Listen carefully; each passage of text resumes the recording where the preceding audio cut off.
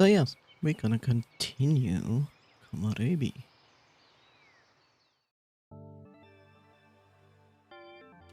Bim badim, boom badim.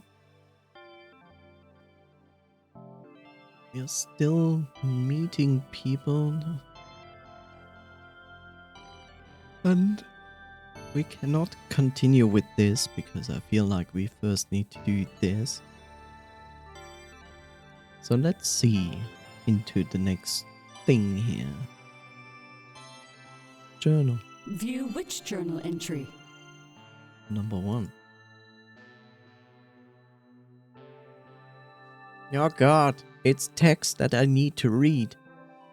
I was gone, but I'm back. Welcome back to the best moment you could come back. I'm gonna write on the sides like a true rebel. Good boy. Sunday, December 15th, 2041. Oh god, future China is not far away. I finally moved in with Isaac. Wow, that feels weird to say. I've been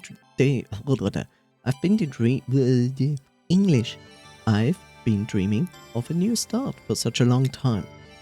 Now that it's here, it kind of feels surreal, like a dream. Dreams are good though, especially when the alternative is a nightmare. But I don't think I'll have to worry about that. I may worry about Dante though. He seems to disregard a lot of Isaac's wishes, and their personalities clash all the time. But they seem to use that as a springboard to become closer, instead of an excuse to drift apart. I feel like we could all learn a thing or two from that. Isaac added me to the group chat and I got to talk with Taylor for the first time.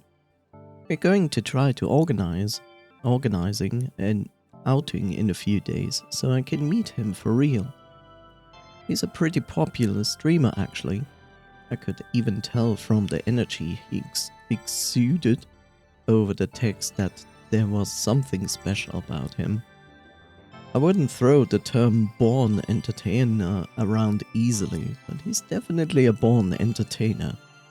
I could tell he's a bit cautious about his public image though. He kept telling Isaac and Dante not to fight since he didn't want any scandals on his shoulders. That's a ticking time bomb though. I've only been here for 1 day and I can already tell that getting Dante and Isaac to stop teasing each other is a fool's errand. When I write about these people, I feel happy. I definitely made the right choice. Delta. View which journal entry.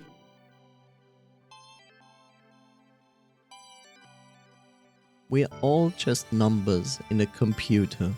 Well, in this case, that's like a fourth wall break. Monday, December 16, 2041. Isaac left his lunch at home today, so I had to bring it to him at work. His store is definitely pretty chill, and he even told me that his manager is always hiring. So if it ever came to it, I could work with him. Only if I need to, though.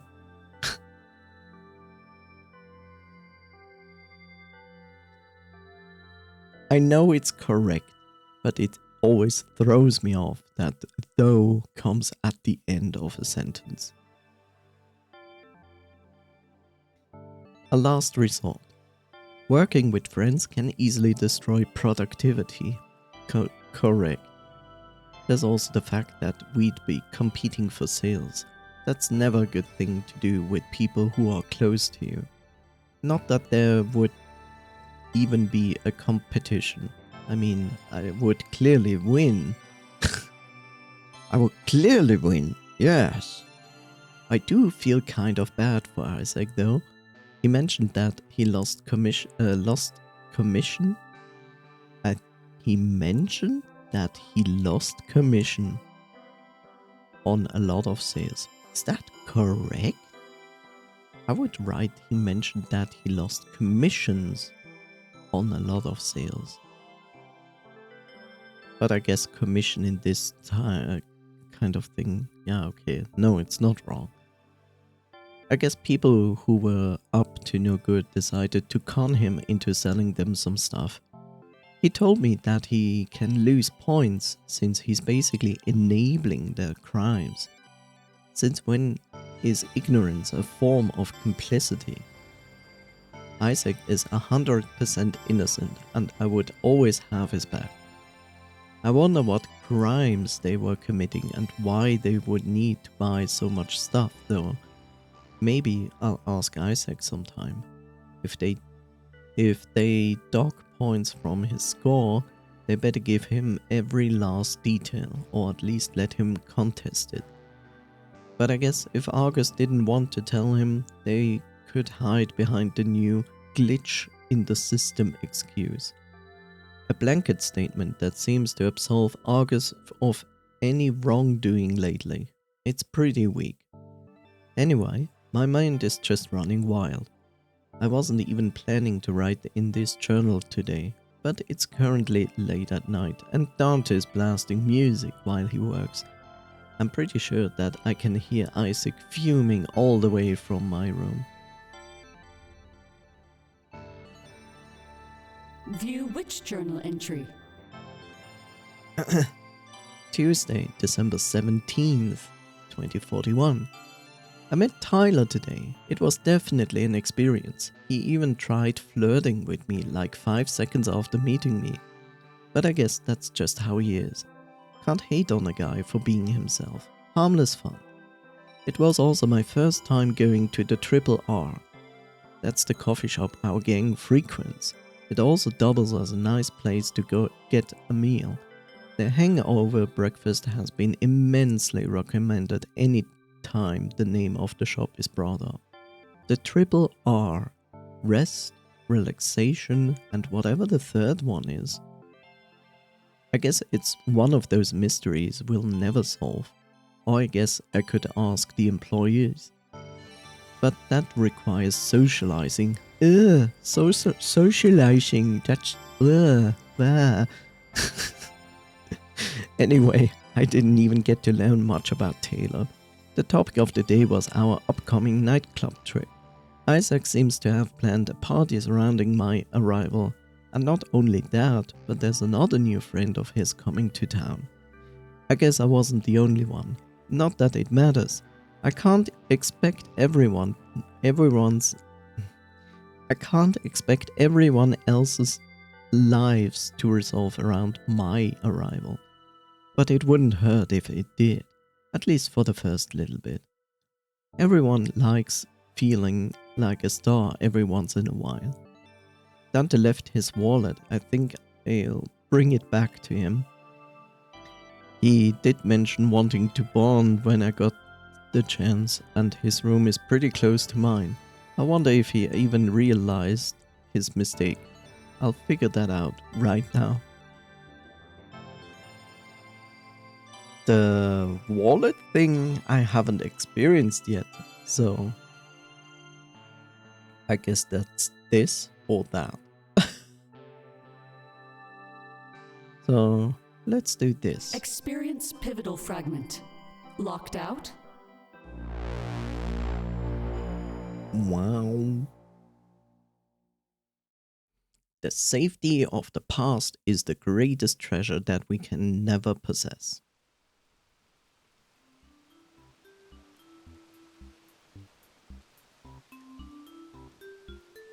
We leave the grocery store, our pass full of bags. It was mostly booze and assorted junk food, you know, the usual. It took a couple of hours, but Isaac and Tyler were there to make it easy. That's everything, yeah? I think so. Dante made the list, though. I'll just blame him if we forget anything. Classy. Isaac walks over to the driver's side of the door and tries to open it. A moment later, he looks up, giving us an embarrassed smile. Oh, speaking of classy, please don't hate me for this. Isaac, you didn't. I did. Taylor groans and places his bags on the ground. I'm a little confused, but I quickly realize what's going on. Isaac locked his keys in the car. I guess we're stuck.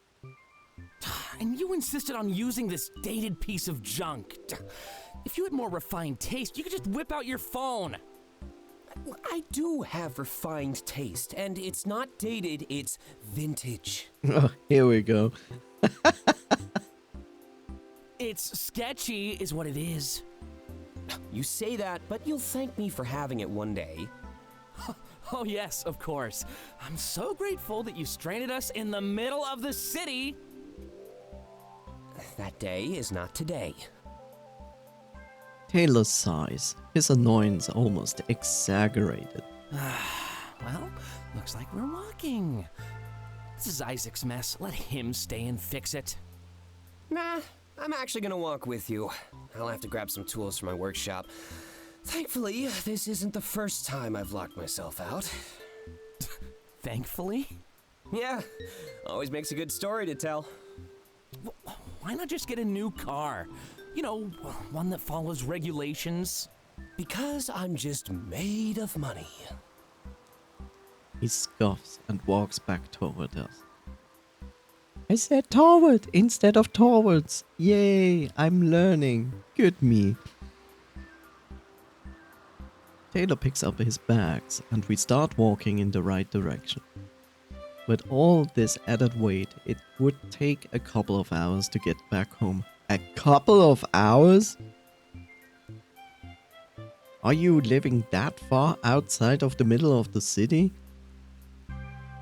Damn, son. I guess I'm coming over to your place now. Good thing I didn't have a stream plan today. Me. Or tomorrow, hopefully. Yeah, I'm taking the weekend off for you. I don't get to do that very often. It's costly. But in my heart, I know that this open bar is compensation enough. Being in the same the same shoes as Taylor, I totally get it. Like, I'm not yet at the point that I actually can make money from Twitch, but I get it. It's the positive and the negative of doing a stream job. Like, every day you are not streaming is a potential day of losing money. But I think, even despite that it is to some degree true, I still think you should also have your time off from streaming. It's still a job. It's not suddenly your 80-hour job per week. Just be sensible with it. As I say, as I'm actually streaming at least 5 hours a day, 6 times, 6 days a week. So yeah, I can feel that, and I'm not even getting paid for doing it.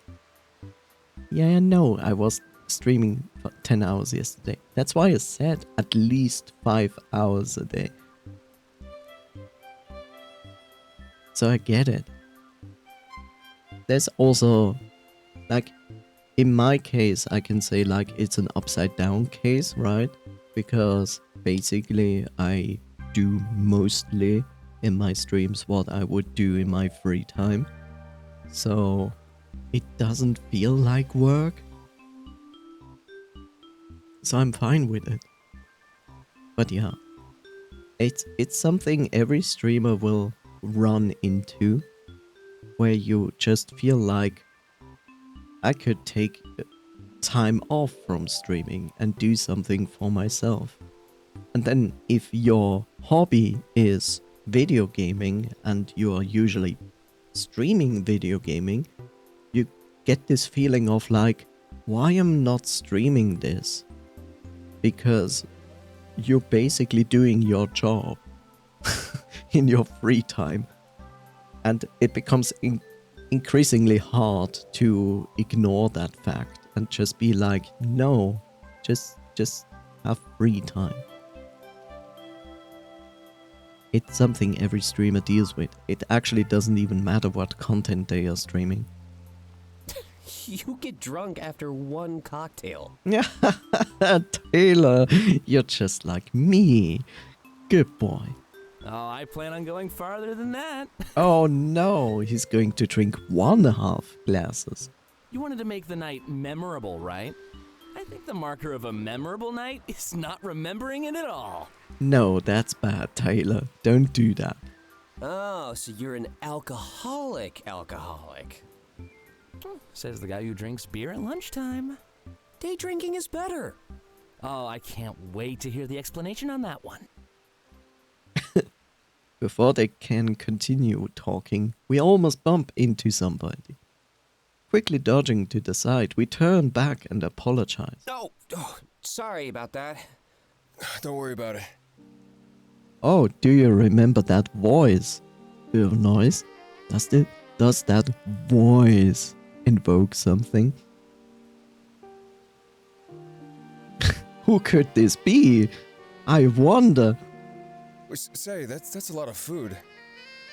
I suppose it is. Well, are you gonna eat it all? That's what you do with food, yeah? Oh. His shoulders slump down and he looks defeated. We exchange glances as concern rises within us. Hey, everything all right? Yeah, just really hungry. Can't you go buy some food for yourself? He slaps his paws on his pants pockets as if looking for something.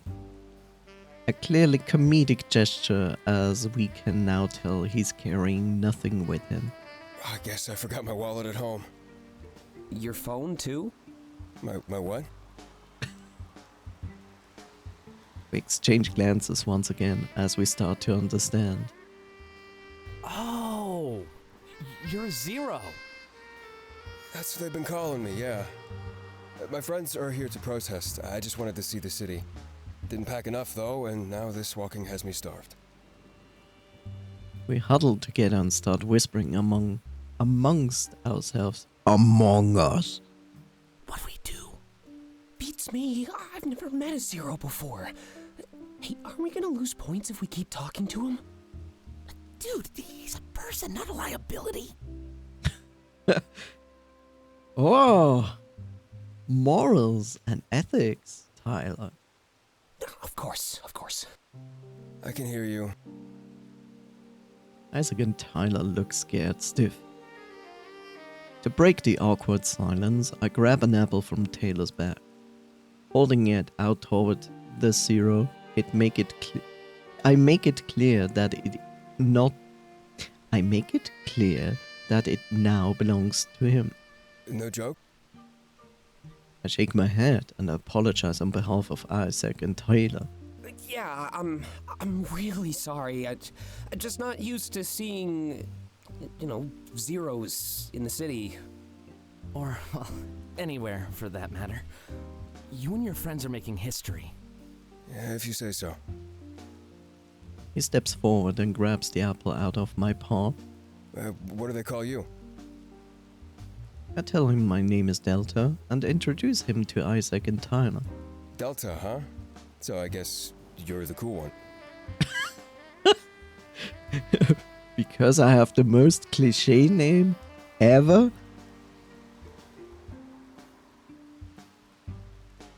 With a smile, he takes a bite of the apple and walks away. We wait until he's out of earshot before talking about what happened. I'm totally cool. What was he talking about?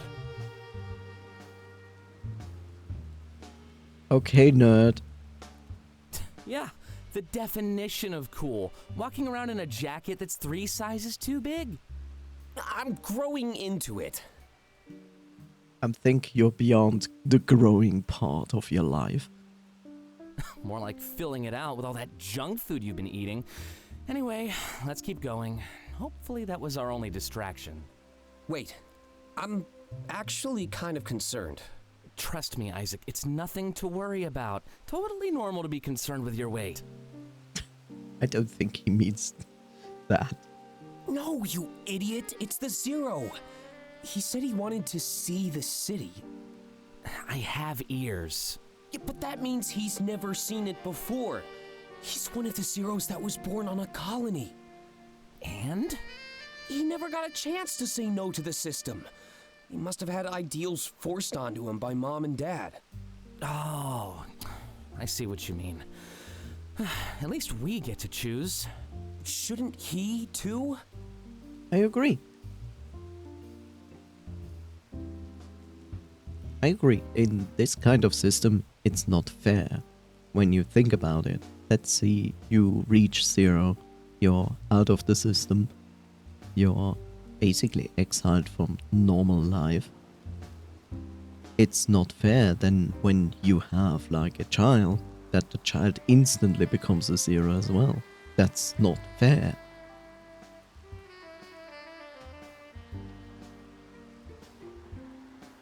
I mean, you can say the same thing about our planet. Like,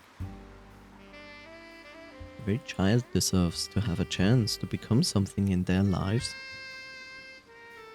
Why would you think that it is in the best interest of, let's say, as an example, a family in Africa to send their child to a school?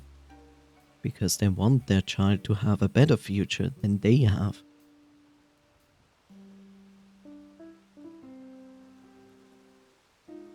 Because it's only fair. You know what? Never mind. This is getting too deep for me. Yeah, sounds about right. You're more of a drinker than a thinker. Guess I have my work cut out for me then. He laughs and shakes his back slightly. Bottles of alcohol shake around, knocking into one another. As we make our way home, I can't help but feel sorry for that 0 too. Everybody should get a chance to a fresh start, just like I did. True.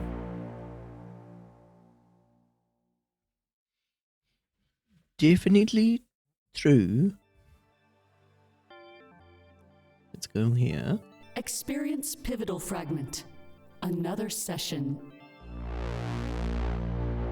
Let's talk to our therapist. Yeah. Everybody deserves a chance to start fresh, even you. Therapy time. Yeah.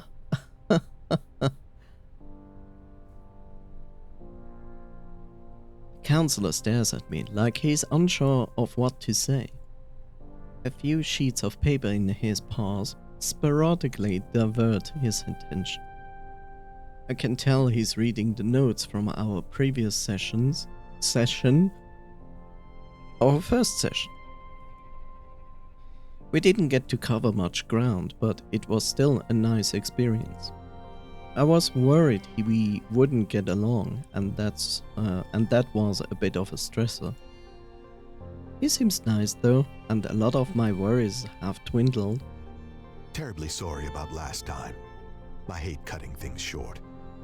But when our safety is on the line, I have to make some tough calls. That protest seemed pretty heated.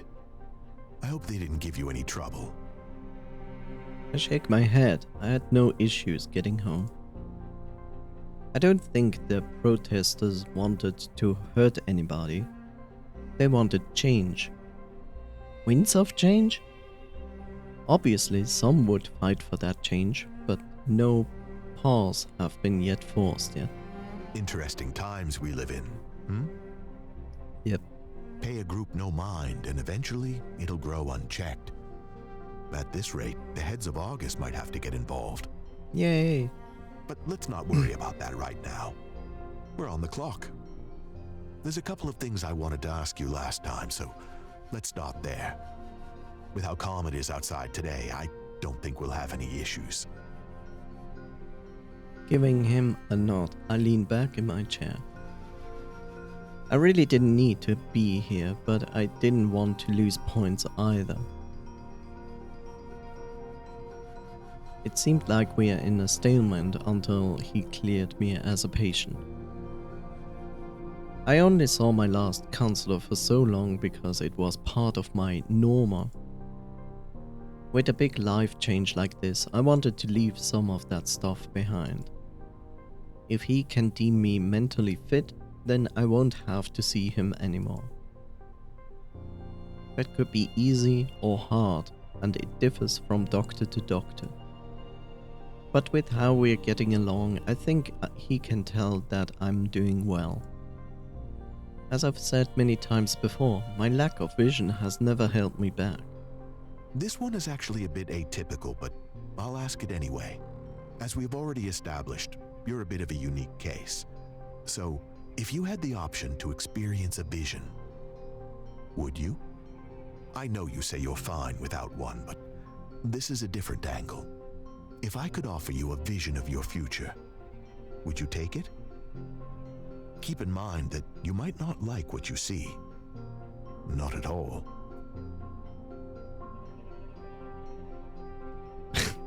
And this is me speaking, because what he just said is, if I could offer you a vision. And the important part is the phrasing of a vision. This saying in my mind says like, he just wants to offer me the chance to see a vision. He didn't say that he would offer me a Komorebi. You see? Like at this point, if someone would ask me this, I would ask back, do you mean a vision or a Komorebi? Because that's a difference. If you just have a vision of a point in your future and it's not going to act like Komorebi does, where you like have to see it every day, then it's a difference between each of them. Is it weird that I say that?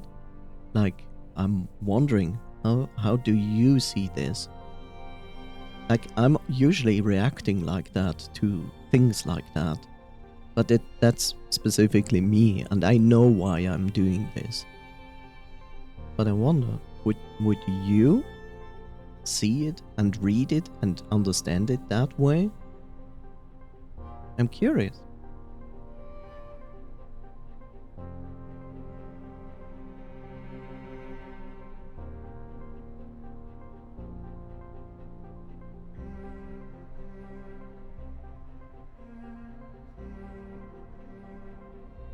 And here is me waiting for a potential answer. Me.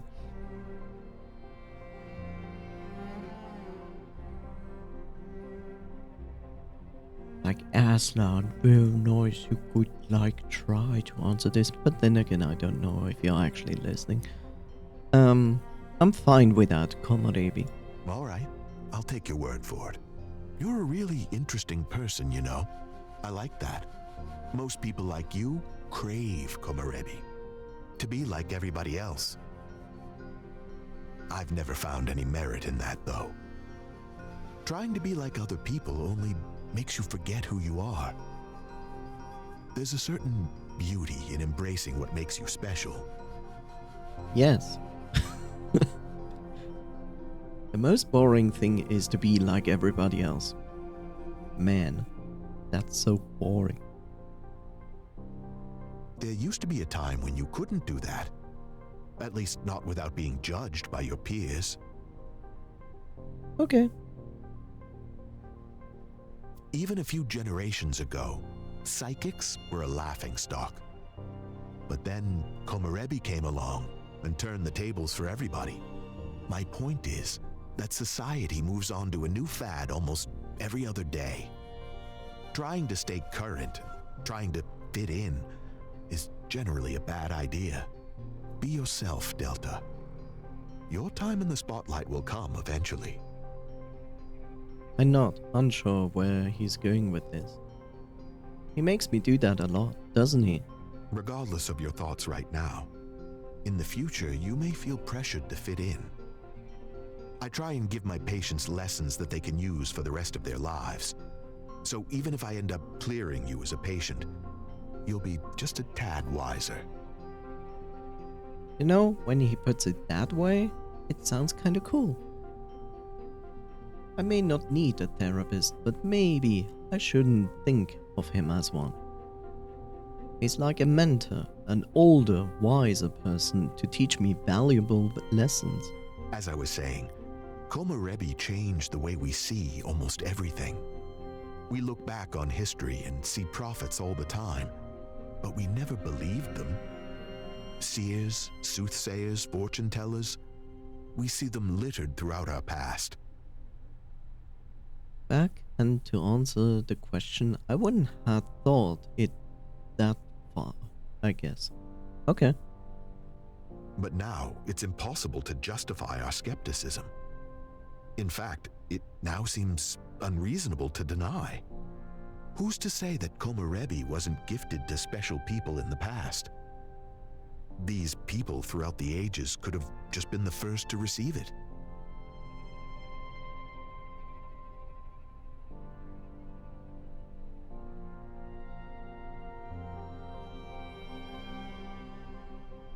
Yeah, maybe like a trial run before giving it to the world. Interesting take, but you could be right.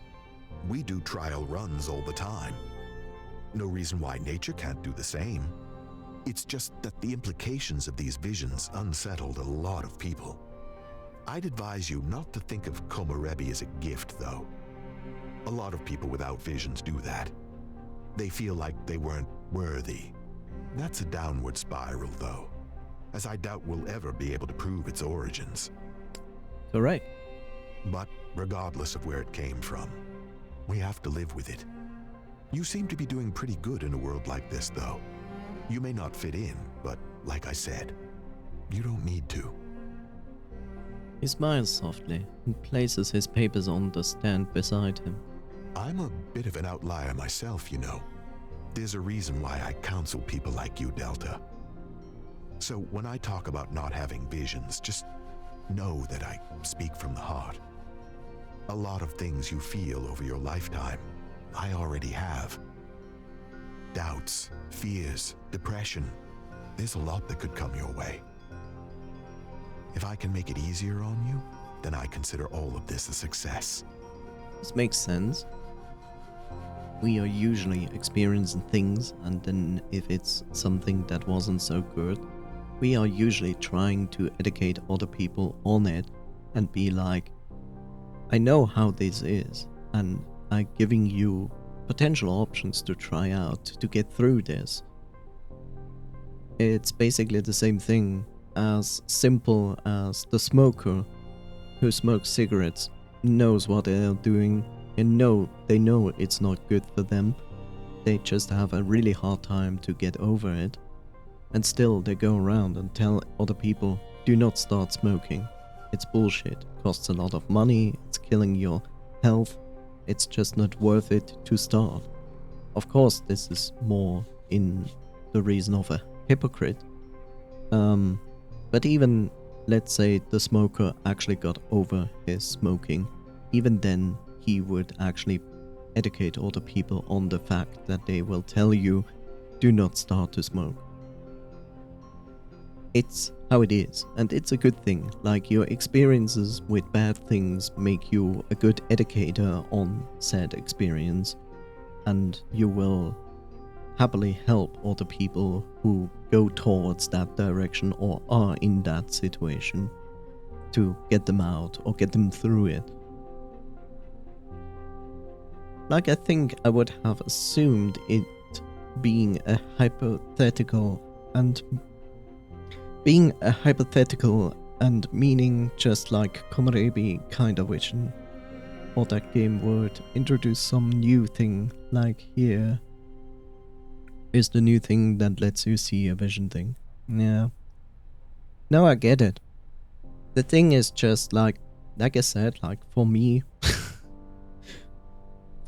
with my personality disorder, I have this thing that I listen to people, I read things, but I I take it maybe into too much detail that others wouldn't do. It's basically when I told you about this example of like when a waiter asks you, do you want anything else? It is clear the context is food and drink. And the context is clear to me, it's food and drink. But it's funny to me at the same time because they are not giving this context. They just ask, do you want anything else? Which basically means anything, right? That's why I can say like, sure, I would like a house. Of course, that doesn't answer his actual question. I'm perfectly aware of that.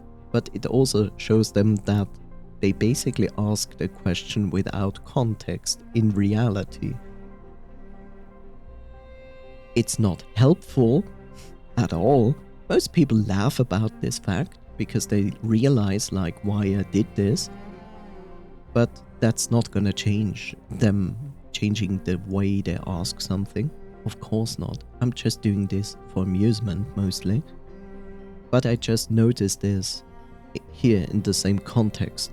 Like when he asks about this and he tells me about a vision, he didn't define it as Komorebi, so therefore to me that's two things. Like there's a potential that he means something else than Komorebi. Most likely he doesn't do that because he knows the context is Komorebi, so I get it.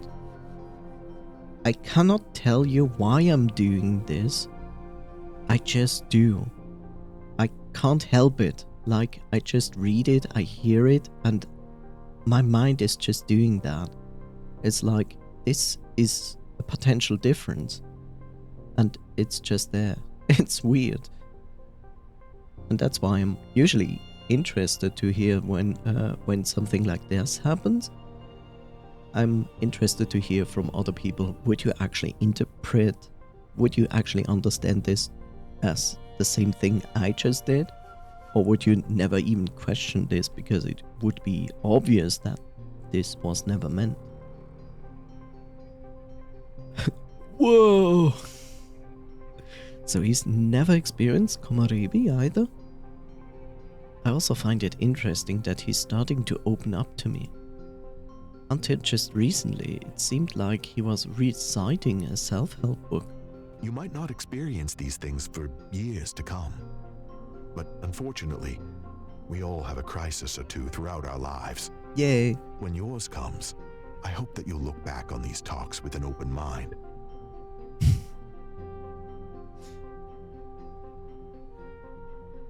It's really strange. Really. Like, I'm not going around to get on the nerves of people because I read not actually even between the lines, I read the lines.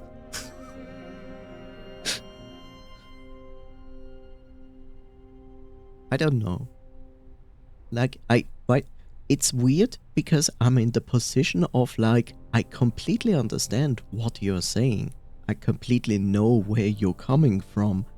And I can completely hold this conversation in a normal matter. It just springs to me in my mind and goes like, but actually they are saying this. And it seems like they are not aware what they are saying. Because everybody's used to it. Like, we hear this sentence so many times, we don't even question it because it is meant in the context of the talking, and it makes sense. But when you look at it from another stance point, you're like, what the fuck are you even saying? Like, it's so weird.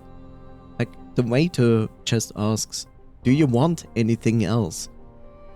Of course the context is food and drink, and it makes perfect sense.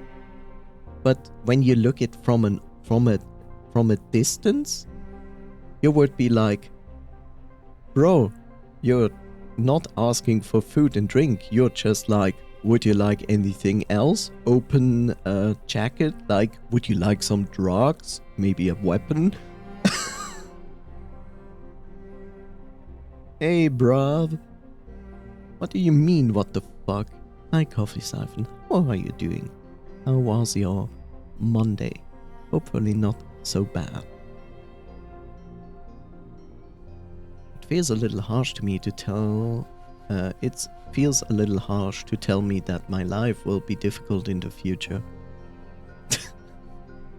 Is it though? Is it harsh to tell somebody that your future life might be more difficult? That's basically what everybody's facing in real life every day. But I guess that's a universal fact. Nobody sails through life without issue. Yes. I thank him for what he's told me, and especially for opening up to me. No worries, Delta. This is a two-way street. Yay, two-way streets. Hustler sent me some pics about his solo trip, and I thought to myself, man, I really should take a vacation. I get it. I saw the photos.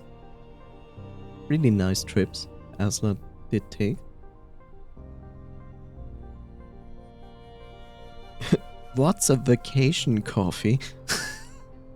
I heard of that word before. I will be honest, I haven't been on vacation in a very long time.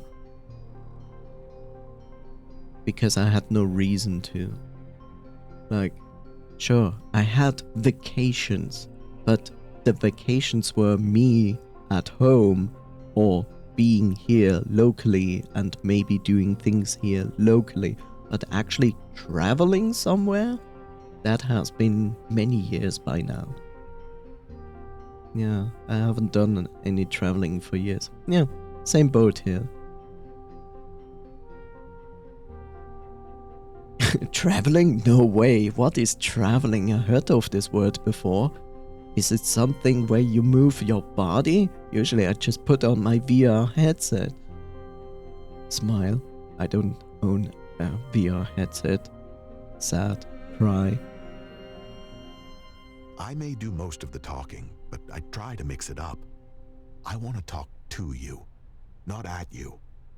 It's more personal that way. I get it. A VR headset sounds nice too. Yes. How about a free Valve Index 2 that doesn't exist yet? It's talking to you, chat. You! Now talk back, chat. For example, now you know that I'm just like you. My advice may have seemed generic, but it came from experience, and that, as they say, is the best teacher. So I think we'll mix together well. Yay. Let's talk about that during our next session, though. We're almost off the clock. I'd hate to get cut off in the middle of something like we did last time. Just be careful out there when you leave. Could be another protest. Or even worse. Politicians. That would be worse. Make me a taco.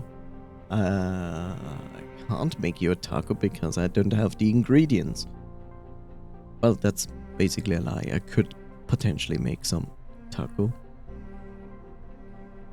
Not a corn taco though.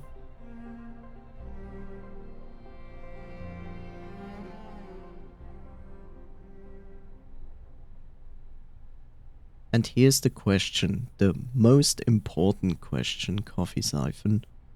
Hard shell or soft shell tacos? Show me that you have culture. I realize he's right. The hour of our session has basically flown by. That's probably a good thing though. Wouldn't want these meetings to drag on. I get it. After thanking for his time, I decided to gather my thoughts before heading out. Oh god, thoughts! Ah, it hurt me. Interact with each word to learn more about it. Crazy. Upon interacting with both, your experience will continue. Thank you, voice in my head. I am an uncultured swine. I don't know yet. You didn't answer my question, Coffee.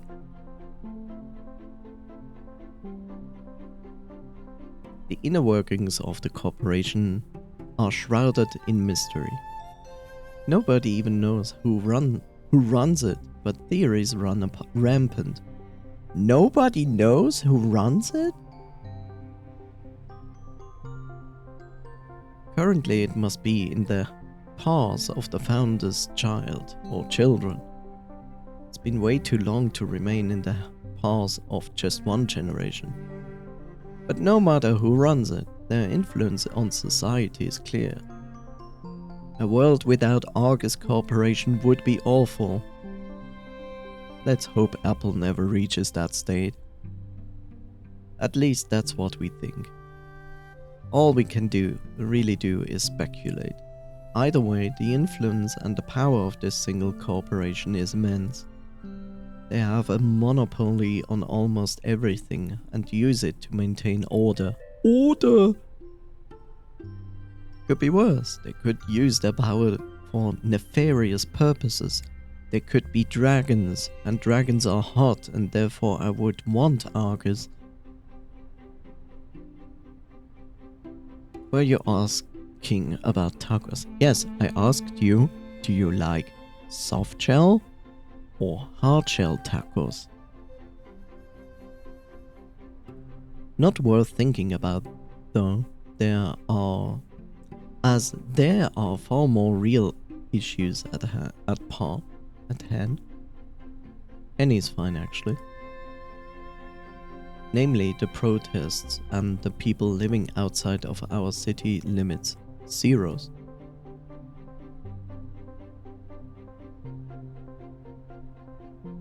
So it's a 50-50.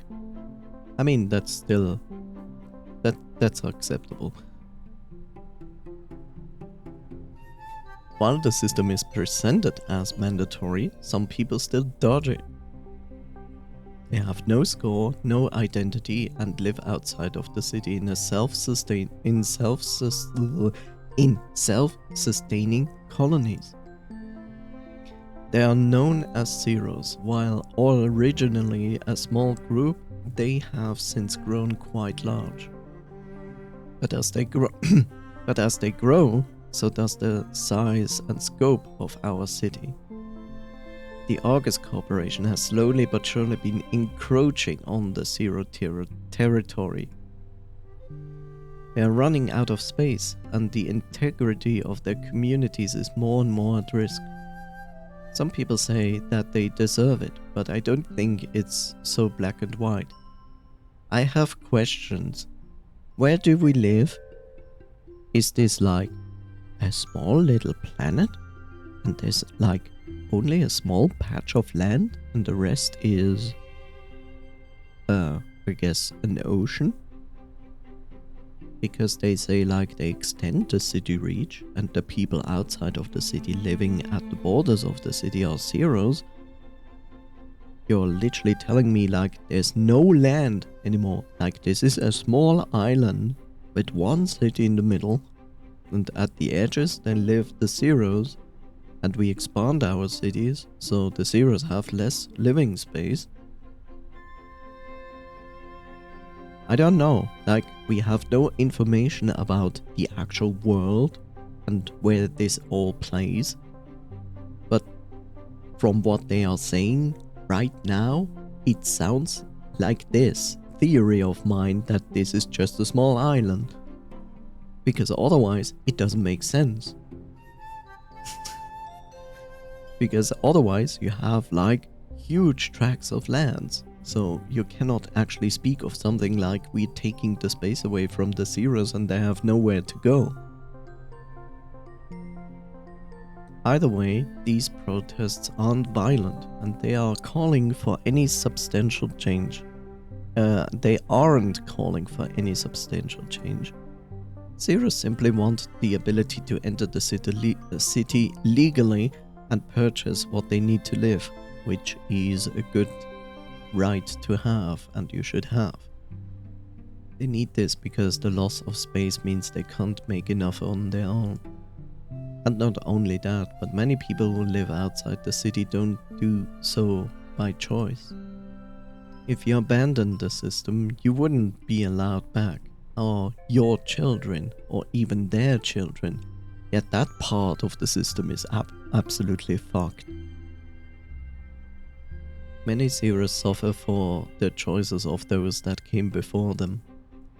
These protests could give them the chance to try their paws at life in the city. I'm sure they will reach a mutual conclusion, but it's odd how involved Argus is. They have such a sway with the world of powers, but I guess, as people say, they did save the world. Well, thank you, Bob. Not so thank you is Francoface C, who didn't just inform me about that.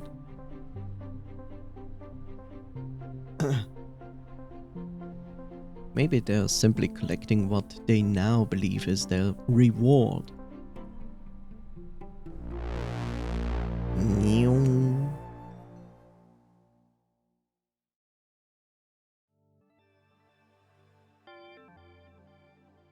Did you sleep well, Coffee Siphon? And while you're going to answer me, I will get myself something to drink, so I will be right back.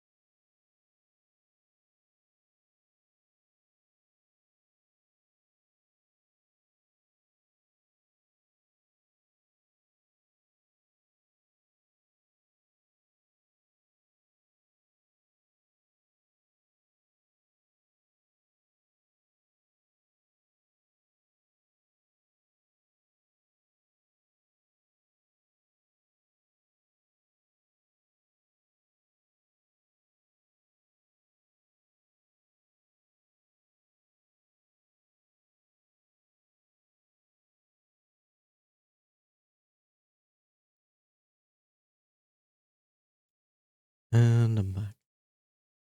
Yay. Yeah, I did nice sleep. That's good. How was my day? My day was short. My day was short, but good. I slept well. I ate something. I had something to drink. I did some work for YouTube before the stream. So yeah, I'm doing quite fine. Chill, vibing.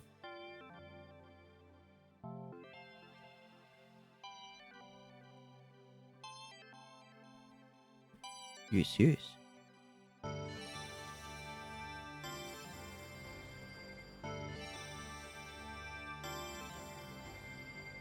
Now, let's see. I think we can do this now. Experience supplemental fragment. Meeting a 0? Now go kiss, boys. Okay.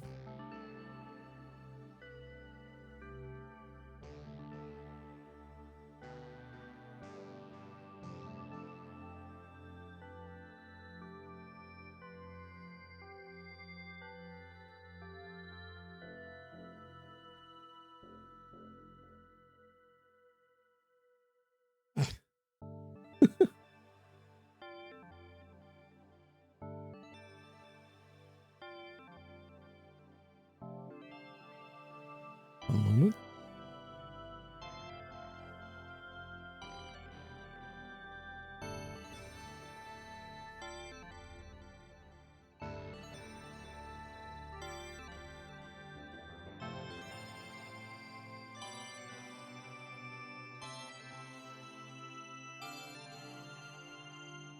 There you go. Good job.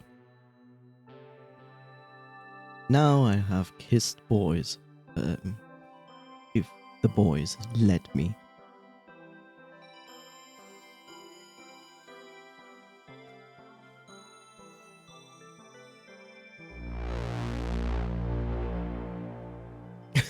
Yay.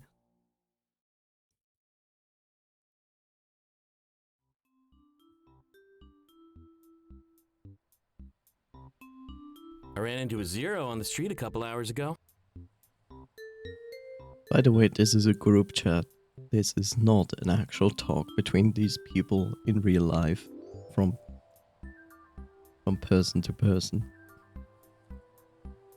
Wait. You go outside? Oh, here we go. Smack talk. Funny. I had some errands to run, but he seemed hungry. Asked to eat some of the food I bought. Oh, that happened to me in Delta the other day. Yeah, I was there too. Felt kinda bad for the guy. I didn't know it was really true, how they can't enter our stores. Yeah, they aren't chipped like we are. No ID to speak of. I really hope that you gave him some food, Dante. Yeah, of course. I bought a ton since we're pre-gaming today. You know, I kind of feel bad. Partying while they're rallying for some basic necessities? Should have invited him over. Showed him what life in the city is like. Sheltering a 0 and giving them access to city goods? Oh, I can literally hear your score going down, man. You know me. I just like bringing people together. Besides, it'd be a petty crime. Nobody cares about those. I'm not even gonna touch that one. Sounds like a scandal to me. Fine. I just wanted to do a good deed. How about you start putting out the snacks and booze then? This party starts in a few hours if you want to stick to your schedule. Sure. Want to help when you get home? Not really, but I will. It's the least I can do, since you organized the whole thing. Dante being generous? Wow, this really is a special day. I'll stop by early so I can help you set up. Just let me finish a few more episodes of this show. Sounds good to me. And Delta, just sit back and relax. This night is celebrating your arrival. So, let's make it special. Yay, I get to do nothing. Yeah, one we can all remember. Unless you go overboard again. Hey, bring that up one more time and you're going overboard. Oh, he's going overboard anyway, so that's okay. Ooh, drama! Yay, special. At least now I have some entertainment while I prepare. Hold on, let me go make some popcorn.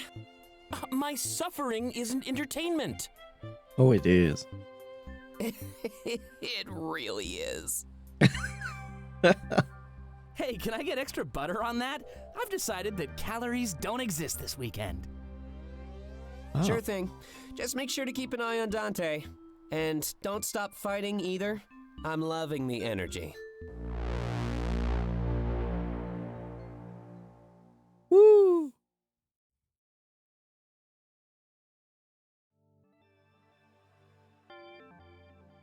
Okay, let's do this. Experience heart-to-heart fragment. Dante 1.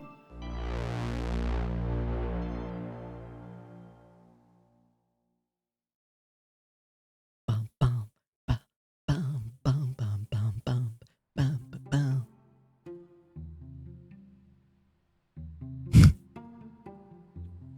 I entered Dante's room, bringing him back his lost wallet. What? Lost wallet? He was too busy to pick it up at the coffee shop, and I was running errands. Isaac didn't warn me about him, though, always having his head in the clouds. Mommy said I'm special. Yay! You know, I have a saying, people hate it, but I like it. Remember this, coffee siphon. You are as special as everybody else. Hey, Delta. Thanks for following through. There's no way I had time to do that myself. According to my agent, I have 12 months left to finish this book. But I signed the contract, so this is my own doing. Yay! One crunch session after another. You get used to it, though. Thankfully, the press is really interested in my next project. Nice.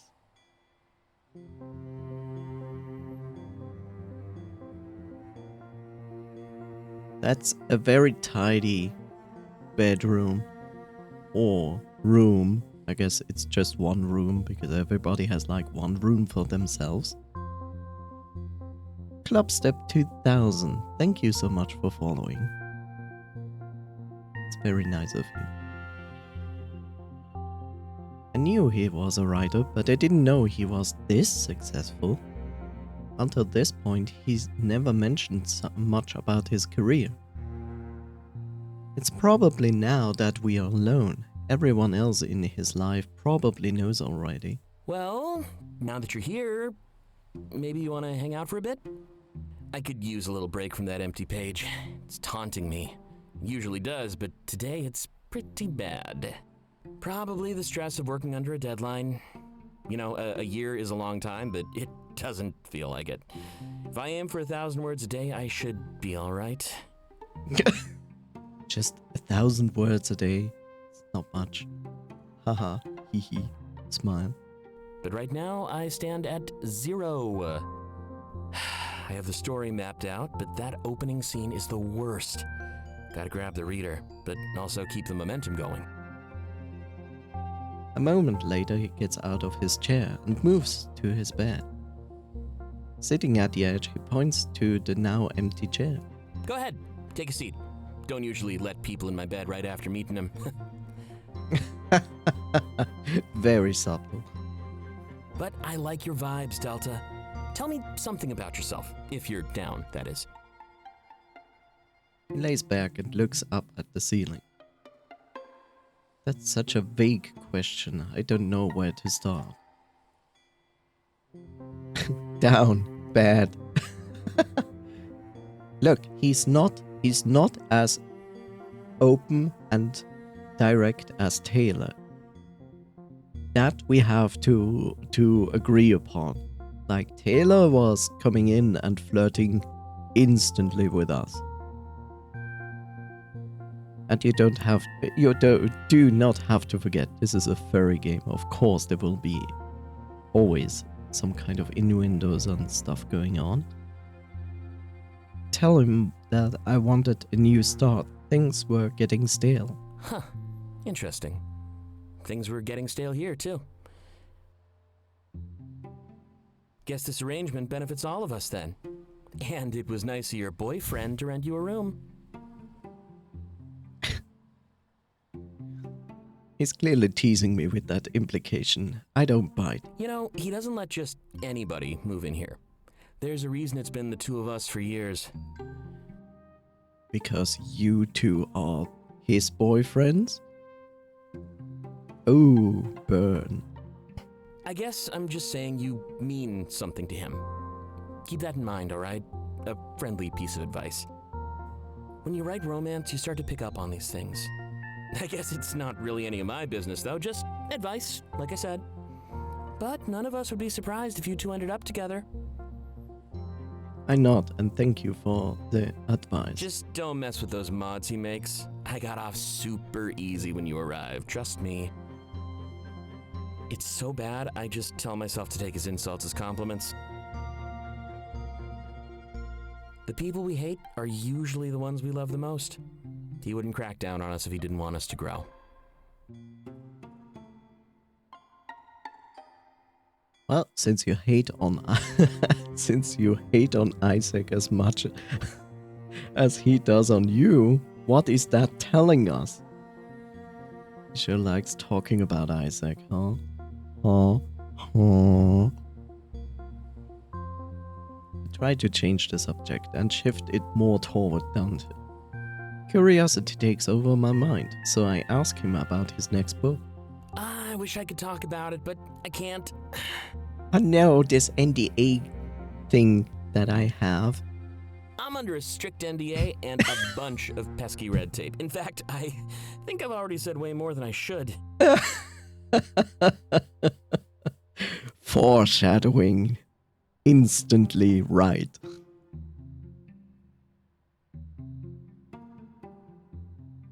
Fair. I ask him to tell me more about himself then.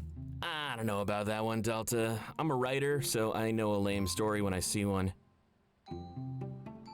He just called himself lame. Basically, grew up in a library. All I did was read books day after day. Picked up the skills to write my own, and here we are. A few book deals later, and I live under crushing stress. You're dealing quite well with this stress, considering that, well, I look at you and you tell me like you're a bookworm nerd, and then you started to write yourself. So I have to say, considering that you are also someone who is glued to their phone a lot, and also very much into junk food, taking good care of yourself. That's interesting to see. That's not usually how it ends. Almost makes me wish that my initial success was a fluke. We all have foresight, except for where we need it the most. I think that's all you'll get out of me right now, though. Maybe we should grab a drink sometime, chat a bit more? I mean, if you're down for that. I'd suggest the club, but that night is going to be a drunken blur. If we're talking about next week, however, my schedule is wide open. Oh great, it's time chat. How about you make a choice? And I'm not actually putting the mouse over an option, so Noise has no reason to say like, oh, this is highlighted, therefore I'm going to choose that. Smile, no pressure, TM. Whoops.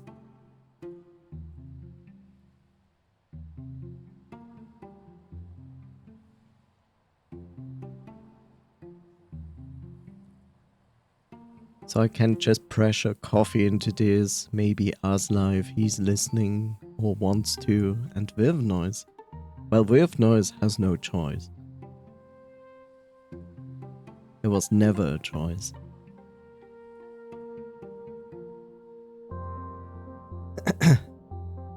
Since you said that, guess what Noise is going to choose? But hey, maybe Noise is actually going to surprise me.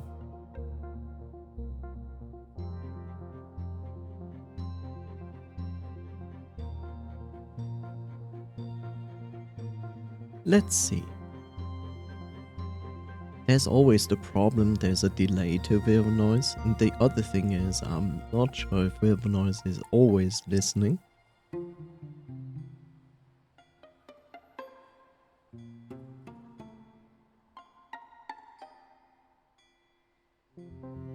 Ah, there's my favorite. Ah, there we go. That's a good start. So come on, Wilbernoise, time to make a choice.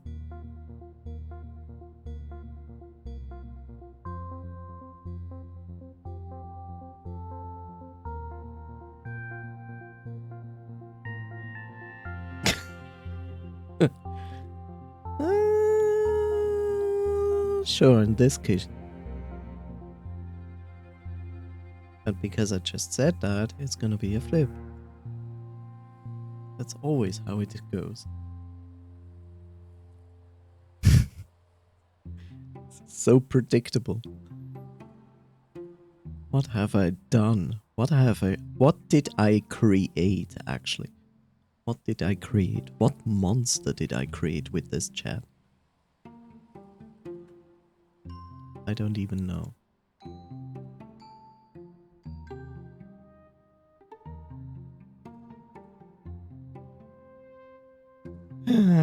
Here we go. So it's a 1 versus 1. Therefore, heads is the first option and tails is the second. Waka waka waka. And it's gonna be heads.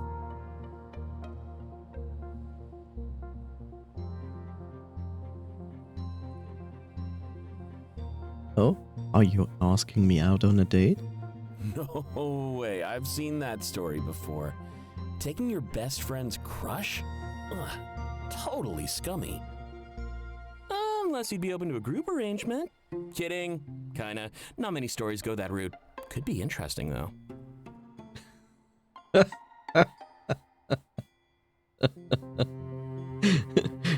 A group arrangement? Kidding. Kinda. Maybe. I don't know. I see. Sits upright and tilts his head to the side. I can tell that it's a sign he wants me out of his chair.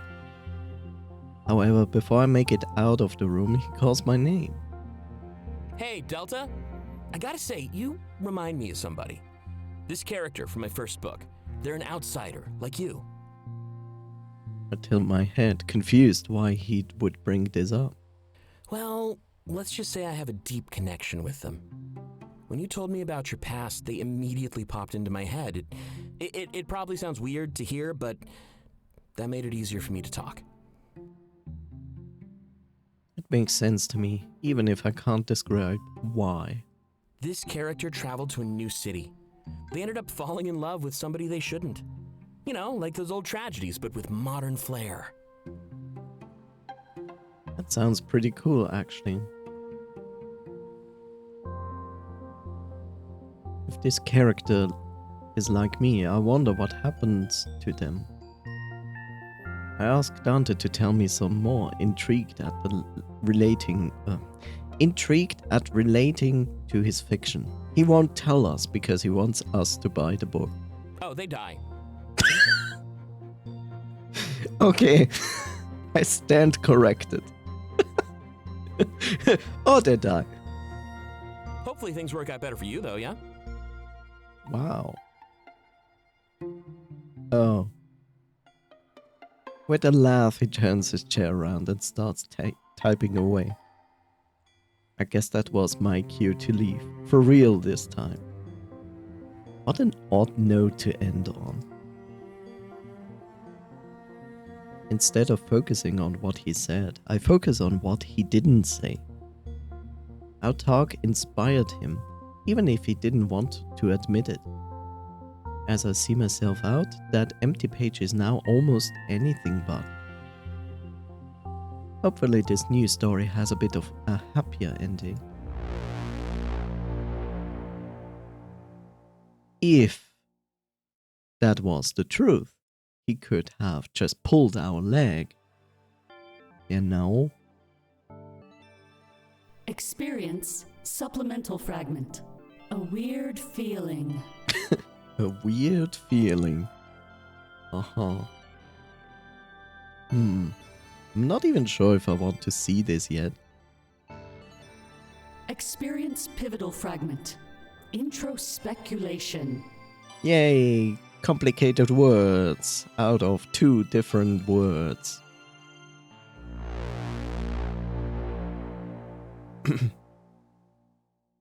Why not? Nostalgia is like a broken mirror. Recreate the past and you'll end up full of cuts. Makes sense. I throw my head back and take a shot. The alcohol quickly burns my throat. That is a nice kitchen, I have to say. I want a kitchen like that.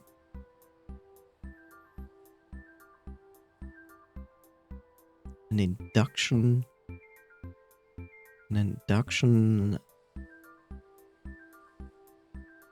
plate. Cooking island. Nice. After a couple of coughs, I let out a noise that signals my satisfaction. A noise that signals my satisfaction. I guess it's a... But there are other noises of satisfaction. But I guess not when drinking alcohol.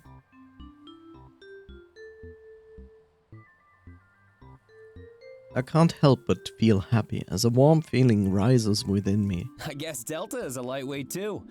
Looks like you have some competition, Taylor. Yay! Delta is like me. Yay! Taylor is like me. Hey, it's not a competition if the victor is clear. $100 says I pass out before they do. He's betting on being more lame than me. Now that's something to do. I'm more lame than him. Oh, now this is gonna be interesting. Here, let me get the music. We need a theme song for Taylor's demise. Wow, have some faith, dude.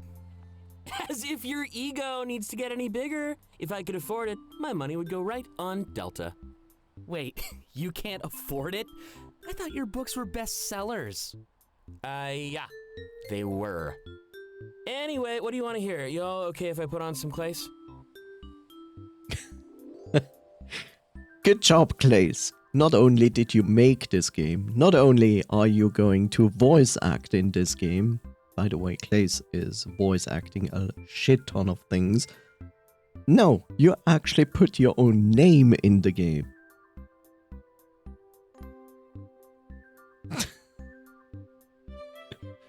Wow. Sure thing. Also interesting.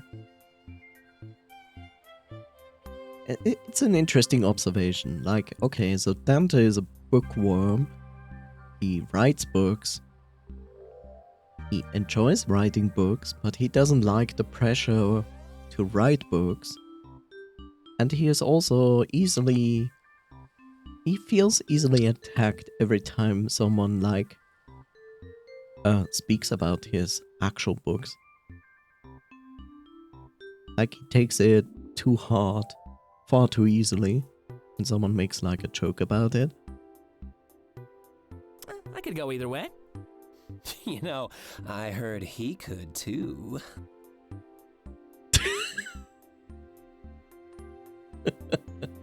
Well, thank you for that information. Oh, really? He'd fit in well with us then.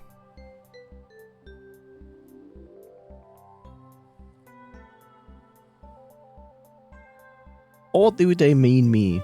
Which is also okay. Whoa, speak for yourself, man. We don't all hit on everyone we see. Oh, maybe they speak of Delta. Not Delta, Dante. That damn smile.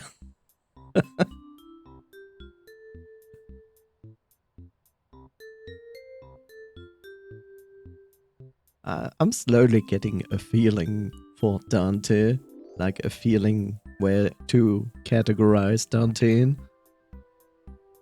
I already know where I'm categorizing Isaac. I also know where I'm going to categorize Taylor.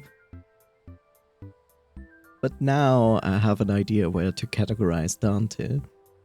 Yeah, I made sure to warn my friend about that. Meeting a boozed up Taylor is certainly an, experience. I'm confused with that expression, with that sentence they said, who they meant. Did they mean Tyler, Dante, or me? It's kind of strange. Well, I'll take that as a compliment. Please don't. Always gotta ruin my fun. But go ahead, put on some clays. Not very party-like, just sitting here in silence. Dante smiles and pulls out his phone. The speakers in the corners of the room let out a noise, signaling his connection. After a few moments of scrolling through his device, he decides on a song. Party time? Party time!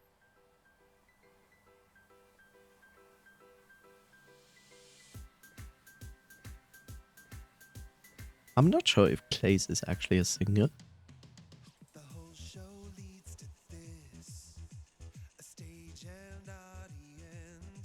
But goddamn, you better not going to DMCA this shit. I'm going to find you, Clays. He presses play with a wide grin on his face, and the music fills the room. Isaac grabs the bottle of vodka, resting on the table, and stands up tall. And that means more shots! Such an alcoholic. Slides his shot glasses across the table in my direction. Dante does the same, but in Tyler's direction. Oh no, they really do want to test our tolerance. Prepare for trouble! He throws the bottle in the air and catches it with a flourish. We're making it a double. He walks over to me and fills up both shot glasses with vodka. Oh great. A moment later he does the same to Taylor, topping us up. I tell him I'll do it as long as him and Dante do it too. You have yourself a deal. 4 for you, 4 for us. You really want us to pass out, huh? Don't think your friend would like being stood up. We'll pace ourselves, don't worry. Remember, we're not leaving for 3 more hours. We are pacing ourselves. Let's see, we started, already had a shot of vodka. Now we are having another 2 shot glasses of vodka. And still 3 hours to go before we even go to an actual bar. And he tells me something about pace ourselves? So you're saying drink up? I'm surprised you haven't already. As if that was a direct challenge, Taylor and I both take our shots. Then in one swift motion, we slide the glass over to Isaac and Dante. Filling them up almost immediately, Isaac then strikes a thinking pose. We should have a toast. To what? To pineapple on toast.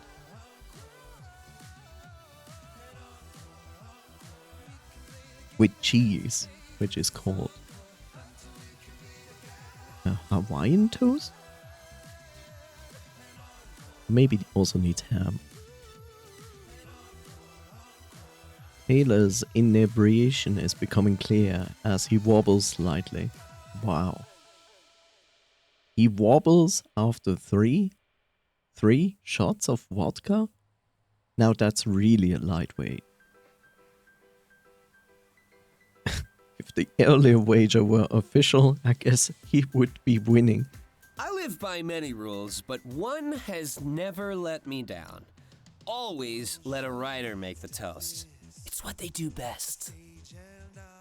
All eyes are immediately on Dante. Wow. No pressure or anything. TM? Come on, it's an honor. It's my job. It's not a party trick, but sure. Let me think of something. Him and Isaac both pick up one shot glass in unison. Unison. I hate this word because I want to say unison and not unison. Unison. Okay, I'm fed up with this bullshit. I want to hear this word.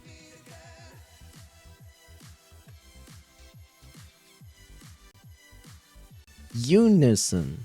Unison. Unison. Unison. Okay, separate the U from the rest of the word. Unison. Okay. There's a pause for a few moments while Dante decides what to say. But after a little while of thinking, he seems to give up and laugh. You know what?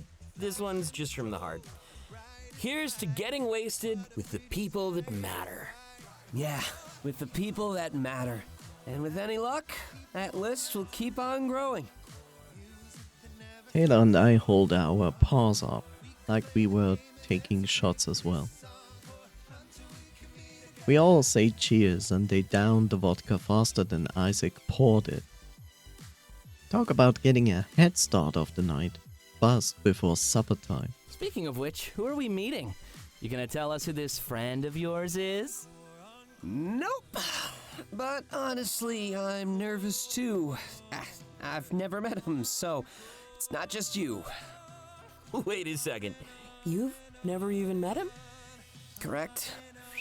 And you think I move fast with guys? It's not like he's a stranger, man. He's just never been in town until today.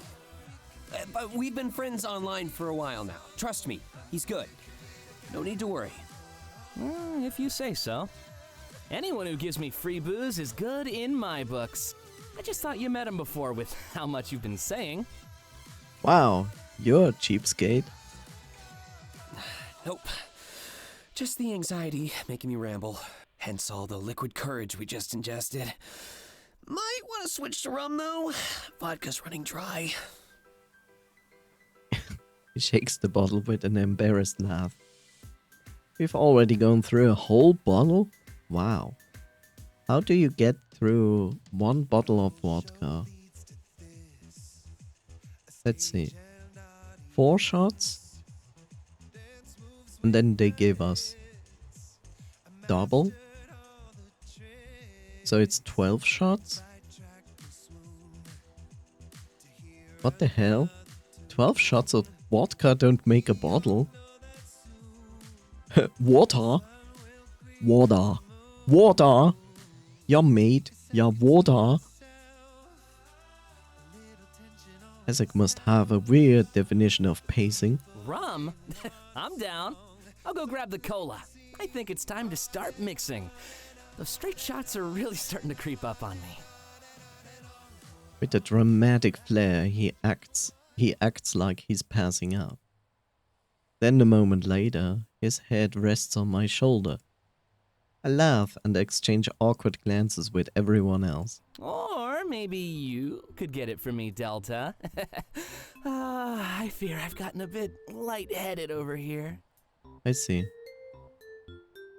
I have no problem doing a favor for a friend, so I agree. But a temptation rises within me to mess with him before I get up. Oh no. Looking down at him, I think of what message I would like to send.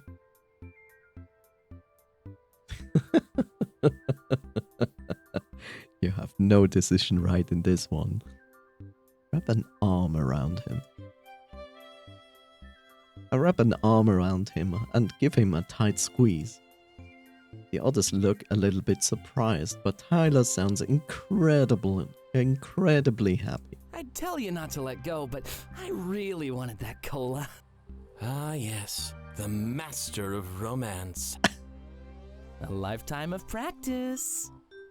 You are not good at it. A few chuckles fill the room as I stand up and walk to the fridge. The cola is easy to find, even among us. The booze-filled appliance. English, just read it. When I make it back to the table, I notice that Dante is holding the rum. Man, I'm gonna miss this. He sighs as he shakes the bottle, swirling the liquid inside. That's a strange saying to say. So he plans moving out? Well, we can always buy more. It's cheap stuff. No, not that. I meant all of this. In general. Sitting down with your best friends, getting drunk during the day, downing shot after shot like our bodies aren't starting to hate us. Oh, you mean youth. Yeah, but at least we made the most of it. Couldn't have asked for a better group of friends. Dude, I feel exactly the same way. I can't even imagine what life would be like without all of you. Just the thought of it is enough to keep me up at night. And it does. Oh? Finally confessing your feelings for all of us? Dude, no way. It's just, we're so close now, but are we still in touch in any of your visions? Isn't that the topic where you do not talk about it? I don't even know if this is mandated. I shrug, since it's pretty obvious that I've never had a vision. But the rest of them exchanged worried glances with one another. They didn't have to say anything. I know exactly what they are thinking. Oh. Exactly. I can't get it off my mind. I think of you all as my family. But in my vision, you're not even an afterthought. By now, Dante has fixed all of us some rum and cola. The mood in the room took a turn for the worse, and I stare at my glass. I'm not sure how I fit in this conversation. I'm definitely still the odd one out. Hey, we're together now, and that's what matters. If you're constantly worried about the future, you'll never enjoy the present. We could drift apart, yeah, but no point in just moping around until it happens. Isaac looks up from his glass with a smile. Remember what you said about foresight in the group chat? That's not a smile, Isaac. If we know we might stop being friends, then we need to make the most of it. And I don't know about you, but I think tonight is the perfect night for that. You know what? You're right. But why do we have to drift apart? Who says we can't be friends forever? Fate, and quite literally. Well then, screw fate. I won't let anything take you away from me. I don't know if we're equipped to fight fate, man. And if well-wishing were a weapon, the world would be much better off. Let's just create some memories that we can revisit whenever we want. Even when we're no longer together. Isaac's mood almost instantly reverses, and he holds up his glass. Now there's a toast. Must have been big shot cups then. Yeah, but shot cups don't come in the size of bigger. They only come in small. Now there's a toast. Bing! We touch our glasses together, then take a large swig. Oh dude, that's pretty gay. Your glasses touch each other. And shame on you, Taylor. Using my own words against me? Guess it's true what they say, though. Your own advice is always better when it comes from somebody else. We're all creatures of self-doubt, man. Can't escape that. But don't worry, Isaac. I'm not going anywhere. I'm not sure if we can beat fate, but I promise to put up one hell of a fight. Seemed like the perfect end to our discussion. Moving on to more casual topics, we slowly sip our drinks. But this is the first time I've seen the more negative effects of Komorebi. A group of people realizing they might not be friends forever. There's something so liberating yet terrifying about that. It almost seemed like a rite of passage into maturity.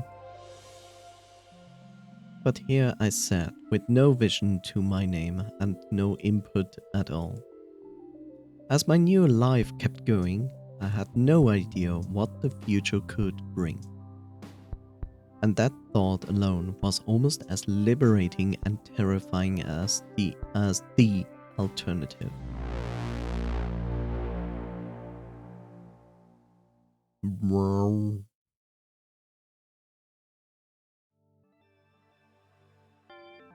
Audio save.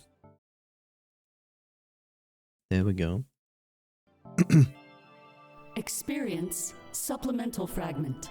A weird feeling. In your pants.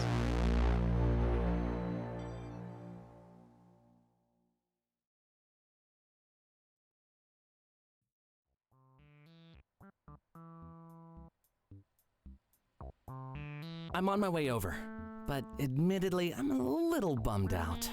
What happened? Also, we're almost set up for the party already. Let me rephrase that sentence from Taylor. I'm a little bummed out. Well, I was really getting into this show. Like, the next episode was supposed to be all-out war. But instead of that, they focused on completely different characters. Just moved to the other side of the world at the worst possible time. Oh no, cliffhangers. It's not intentional. Smile. Did it all take place in the same room? Yeah. That's a bottle episode, man. Bottle episode? And you thought Quantum Leap sounded weird. It's just something they do in the industry. It either kills the momentum or becomes a masterpiece. Plan to elaborate at all? Well, he mentioned they were going to war, right? They probably need to put a lot of money into that. You know, like CGI, music, all that fun stuff. Oh, I see what you're saying. It lets them put more of the budget into the important episodes. They typically reuse sets and focus on main characters with no secondaries. So what you're saying is that the next episode will be incredible. Well, they could be, but I don't know. I actually prefer the bottle episodes myself. A smaller, more intimate character study? Right up my alley. But I've never been one for fight scenes and explosions. Hold on. You've changed the way I think about TV shows. I just figured every episode had the same budget.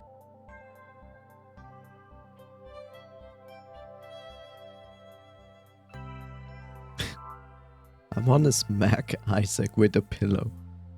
Ooh, not even close. So that one episode with the fly in the lab? Bottle. What about the one where no one's ready? Big bottle and an instant classic. Sometimes they take the easy way out and just do a clip show episode, you know, highlighting all the best times those characters have had. Oh, I always thought those were just pure fan service. Yeah, I'd take a bottle episode over a clip show any day of the week. Hey, guys? Yeah, what's up? Do you think we're in one of those right now? Who knows? What are you talking about? I mean... No way. Fourth wall break. Self-aware. Impossible. AI taking over this visual novel game. Actually, I don't know. I just got the weirdest feeling. Hey Isaac, did you know you're just a character in a visual novel game? You're also bottom, by the way. Care to elaborate at all? It's already gone. Just lasted a few seconds. Honestly, I wouldn't even worry about it. Oh, I am absolutely going to worry about it. He's probably just been reading too many books. That is definitely not the case. Are you saying I don't read? I'm only saying it because you don't. Hey, what's the last novel you read, Isaac? I hate all of you.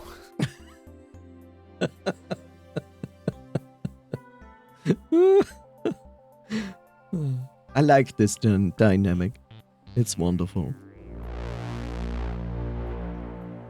Such a wonderful dynamic. So good. Yes, we have still the journal. Yes. View which journal entry? 4? Ran out of space on the bottom. So I'm signing here and no one can stop me.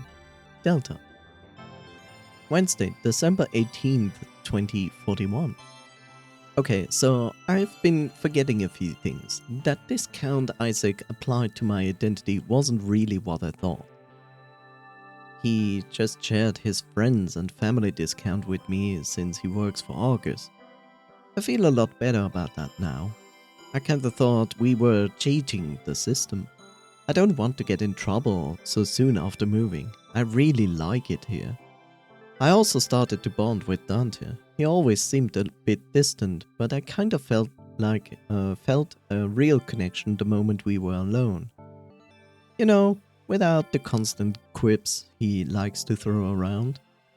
They were still there, don't get me wrong, but they didn't take the forefront like they normally do. I got to learn more about him and his work, and it was great. I'm sure Isaac will be happy that we are getting along too. Me, Isaac, and Taylor also ran into a Zero on the street today. I knew that they were here to protest, legally, yet also peacefully, but I didn't pay them any mind. That all changed today. These people are no longer a concept in my head. I've met them for real, and a lot of the advice have been giving me I've met them for real, and a lot of the advice people have been giving me just feels wrong now. You know why I'm annoyed about this sentence? Because I've met them for real, and a lot of the people and a lot of the advice people have been giving me, and I would put a comma here. Just feels wrong. I'm not sure if this applies in English, but I would put a comma there. Giving me here. Ignore them. Don't get involved. But they're people, and they are suffering. How can we ignore that? Maybe that's why Argus never wanted them in the city. So we always saw them as an invisible threat. I guess it's a lot easier to fight the idea of a person than it is the actual person. I hope they get what they want.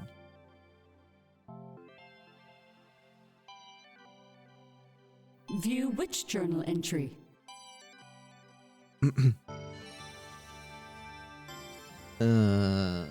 Engaging side content. Engaging side content. I am engaging side content when I'm sideways cap. Thursday, December 19th, 2041. Also cheers.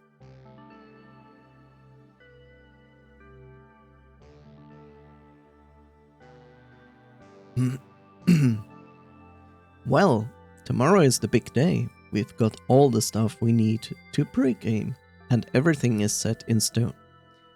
I've been told to take it easy and relax. I wanted to help with the preparation, but this party is for me, as they say, so I should just sit back. I guess I should accept the courtesy while I can. A lot of the offers I've been given lately were just because I'm new here. I know that once I settle in, I'll be expected to pull my weight a little bit more. Or maybe a lot more, who knows?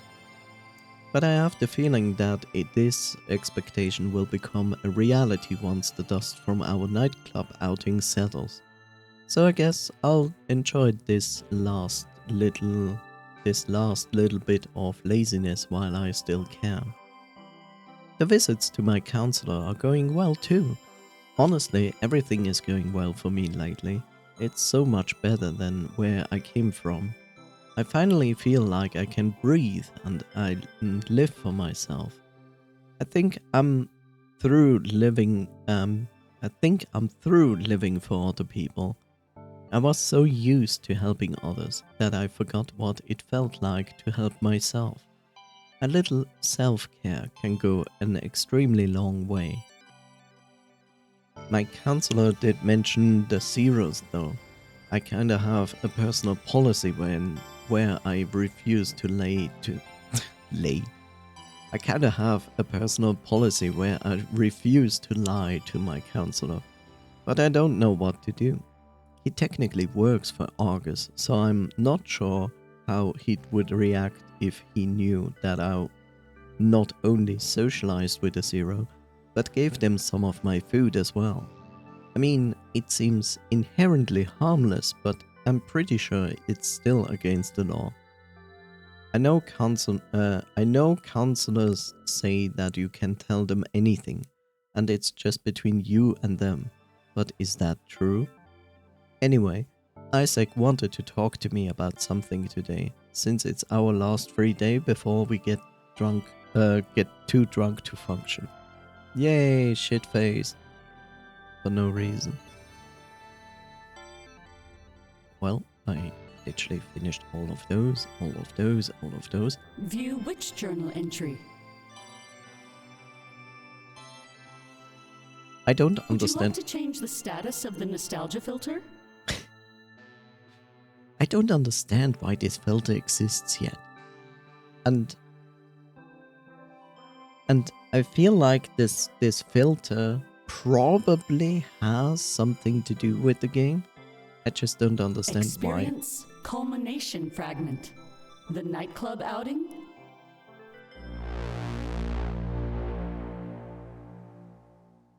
I wonder. Usually I expect that there will be more. Thank you for choosing Argus. Our future, our way. Shiny and chrome.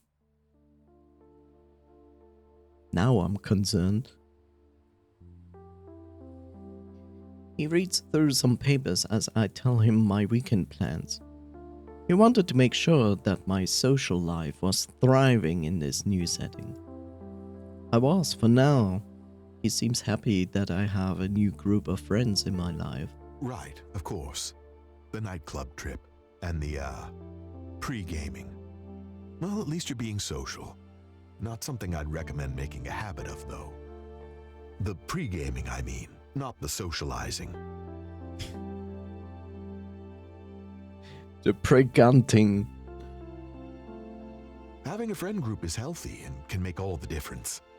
I'm glad that you're able to get along with Isaac's friends, too. Bringing a new person into a social group can often be complicated.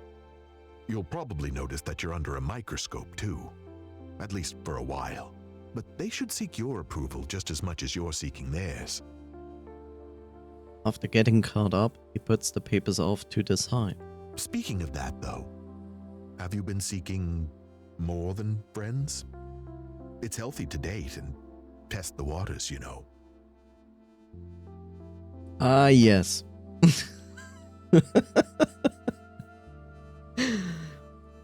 One of the best things is you get into therapy.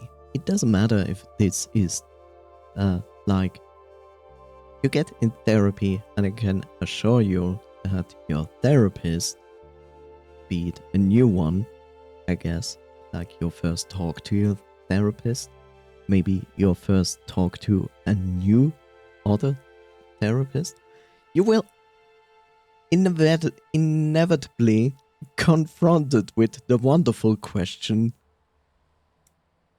how's your personal life? Do you have any relationships?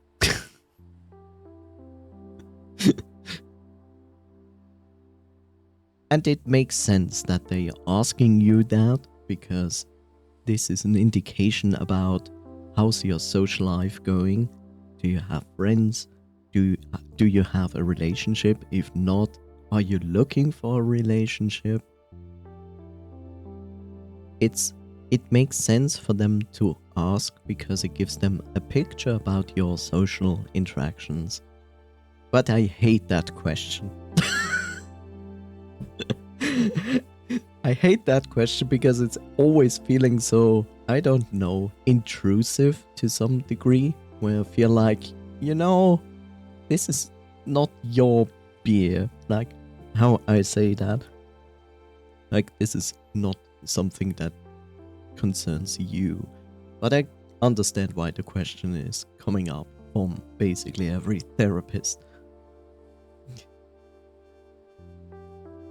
I told Isaac that I would like to give it a try, actually. Makes perfect sense. You did move here for him, after all. And if not for him, then at least to live with him, which is a big gesture. From everything I've been told, it seems like you two get along just fine. He scribbles notes down on a piece of paper that rests beside him. And then you get up and go like, can I see what you just scribbled down? And it's just like a silly picture of stickmans fighting. I'm tempted to ask him what he's writing down, but I know it's nothing bad. Smile. In fact, I'm pretty sure that that I'll be cleared as a patient within a month or so. Have your friends told you anything about their Komorebi? I mean, do you know if any of them are like you? Bonding over a shared trait can always help. I let him know that I'm definitely the odd one out. They didn't reveal their visions, but I know that they had them. For the time being, I was definitely alone with this struggle. I guess the odds were incredibly slim. But as far as I'm concerned, it was worth a shot. If you're interested, I could hook you up with some support groups. Oh yeah, support groups. Yay. I understand why support groups exist. They actually make sense. Like, think about it. Like, think about this. Like, furry community, for example, is not a support group, but the furry community works because similar people come together that have like similar interests, they're doing similar things, and it's in the end kind of a support group when you think about it. A lot of people that, like, we have such a huge portion in the furry community that are LGBTQ. It makes sense that a lot of people also from that group end up in the furry community, because the furry community often is very open-minded and gives you the time to explore yourself, to find yourself, to see where you actually fit in, where you feel comfortable with, and you can accept yourself for who you are.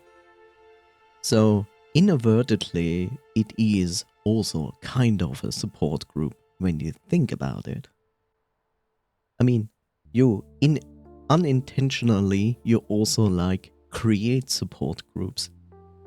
For example, you start to talk about more difficult topics that maybe concern you.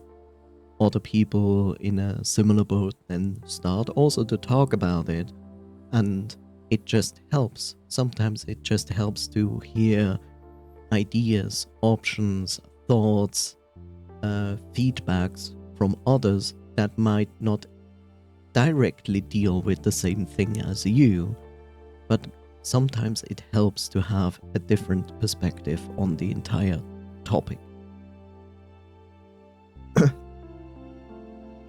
But for me personally, when it comes to therapy and I hear support groups, I'm always like, nah. And I say nah because I experienced how it is to do support groups, and I never felt like I really belong in any support group at all. Like, I don't know, I understand for most people it is a healthy thing, good thing, and you should pick up on it, or at least give it a try if you never have. But I personally have experienced for myself that I don't belong into support groups. I just don't. I gain no merit out of that. Not for the specific topic I'm going to a therapist. I let him know that I'm not interested in that. Like I've said many times before, my lack of a vision doesn't affect me. Oh, that's exactly why I'd recommend you go to a support group. I think others could benefit from hearing how you think and feel. Whether you know it or not, you're a pretty remarkable case. I shrug and ask him if that means he's close to clearing me as a patient. One step at a time, Delta. Don't ask that. It's only going to stretch the entire thing out and you have to wait longer.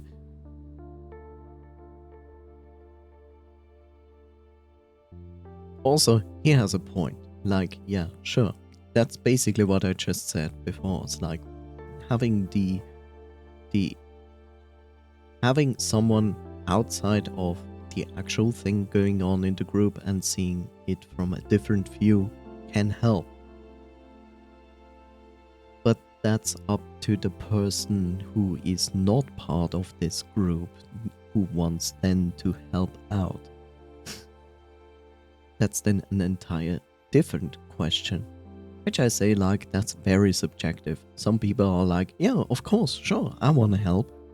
But I feel like a lot of people are like, great, I should be part of a group where I'm not part of a group, so the group actually has an introspective from a different viewpoint. Yay?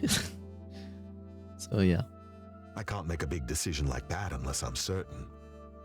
Thankfully, your honesty and cooperation are helping. I can't help but direct my attention to some colorful papers by his side. They look like pamphlets, so I decide to ask him what they are. My best guess is that he already had some support groups in mind. Oh, these? A Zero handed them to me on my way to work. I guess part of their protesting involves spreading around propaganda. This first one claims that Argus is responsible for Komorebi. Which is not that far off when you think about it. Picks up the pamphlet and opens it. It says that they engineered it somehow. Then they swooped in to play the savior and control society. Those who don't experience visions are just strong enough to resist. It's not far-fetched when you think about it. Like, there are many other things in our lives where this could apply as well. With a laugh, places it back down and grabs the other. Now, this one was actually more interesting. It says that the existence of Komorebi disproves free will. That's clearly not true. I wonder if they actually believe this nonsense.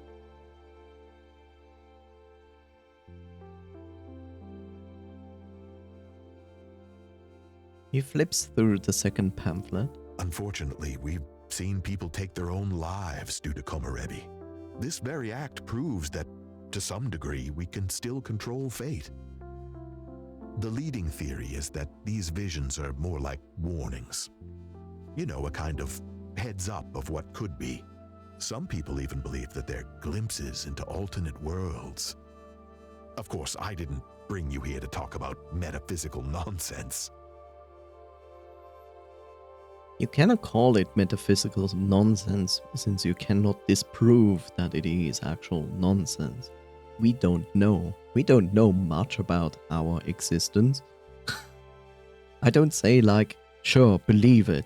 No, but look at it and don't say from the get-go like it's just nonsense. We don't know. Like, we have no idea if other dimensions actually exist. We don't know if time actually exists in some, well, that's against what I believe. So, yeah, we don't know. So we don't know. We have no idea. Is there just one universe? Are there many universes? Are there alternative universes? We don't know because we cannot prove it. It's an idea that was sparked by us, but we have actually no idea. That doesn't mean that just because someone says like, yeah, it's an alternate dimension or whatever, that doesn't mean that they are right. I'm intrigued by this conversation, so I decide to turn the tables. I ask him where he stands on the subject, what he believes.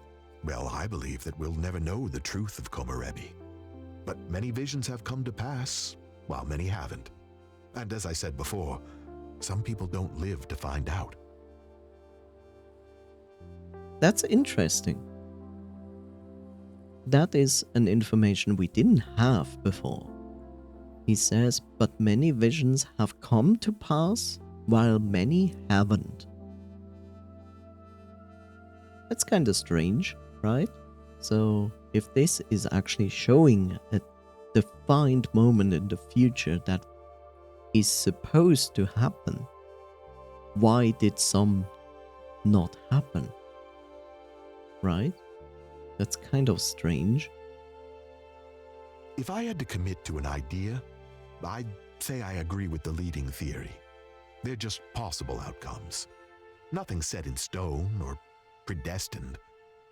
Argus isn't responsible, and we still have free will at the end of the day.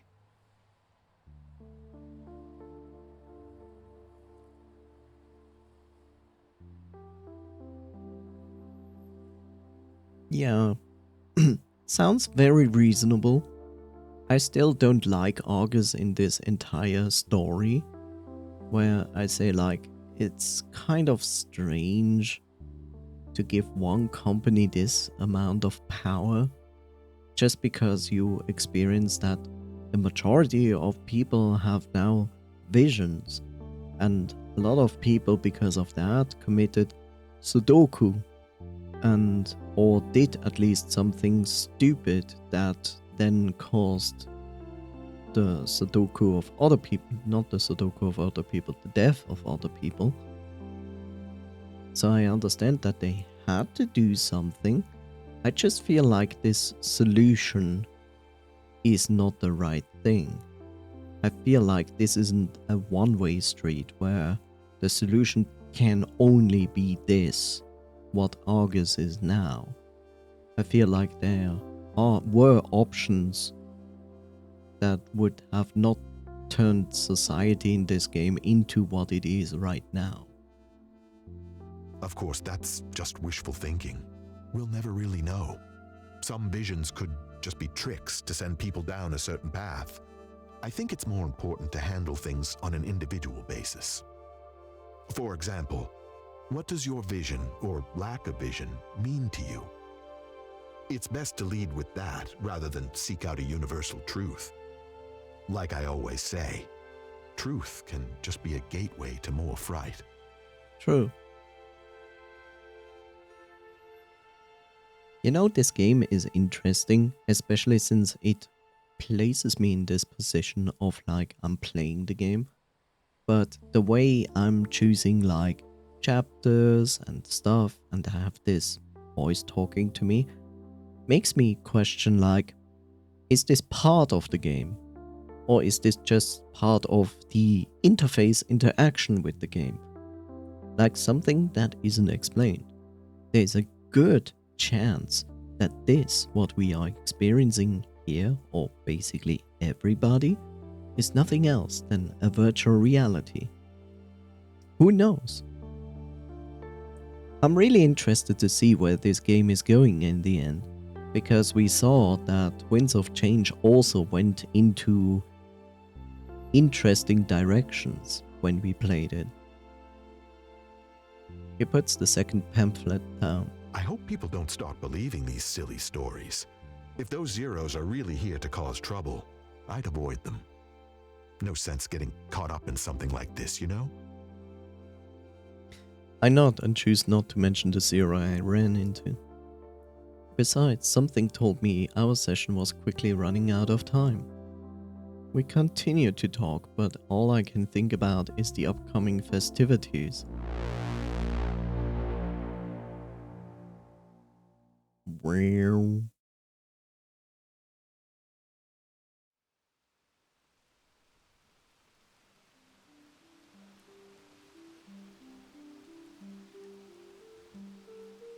We make our way down the city streets as the booze starts to wear off. It was a long walk to the nightclub, but we didn't feel like driving or using public transit. Because of that, we wobble slightly as we head toward our destination, Club of Euphoria. What a name for a club. I'm surprised your friend didn't help us out with transportation. What do you mean? Gives us an open bar, but he didn't send us a limo? Rude.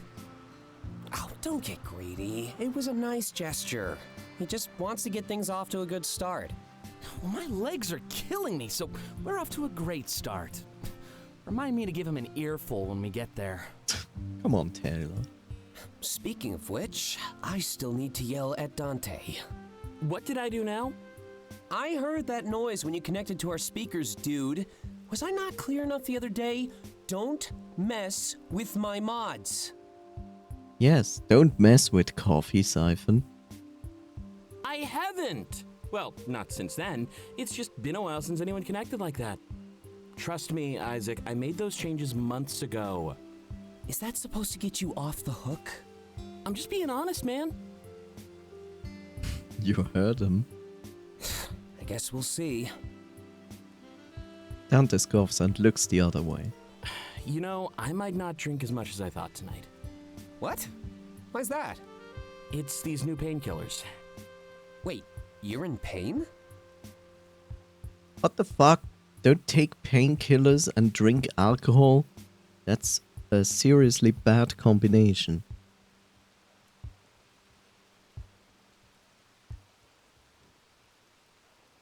Yeah, because you won't get off my back. Oh, he's messing with him. Is it too much to ask for just one night of fun? You're the one who wanted that, yet you're tearing into me. An awkward silence fills the air as they stare at one another.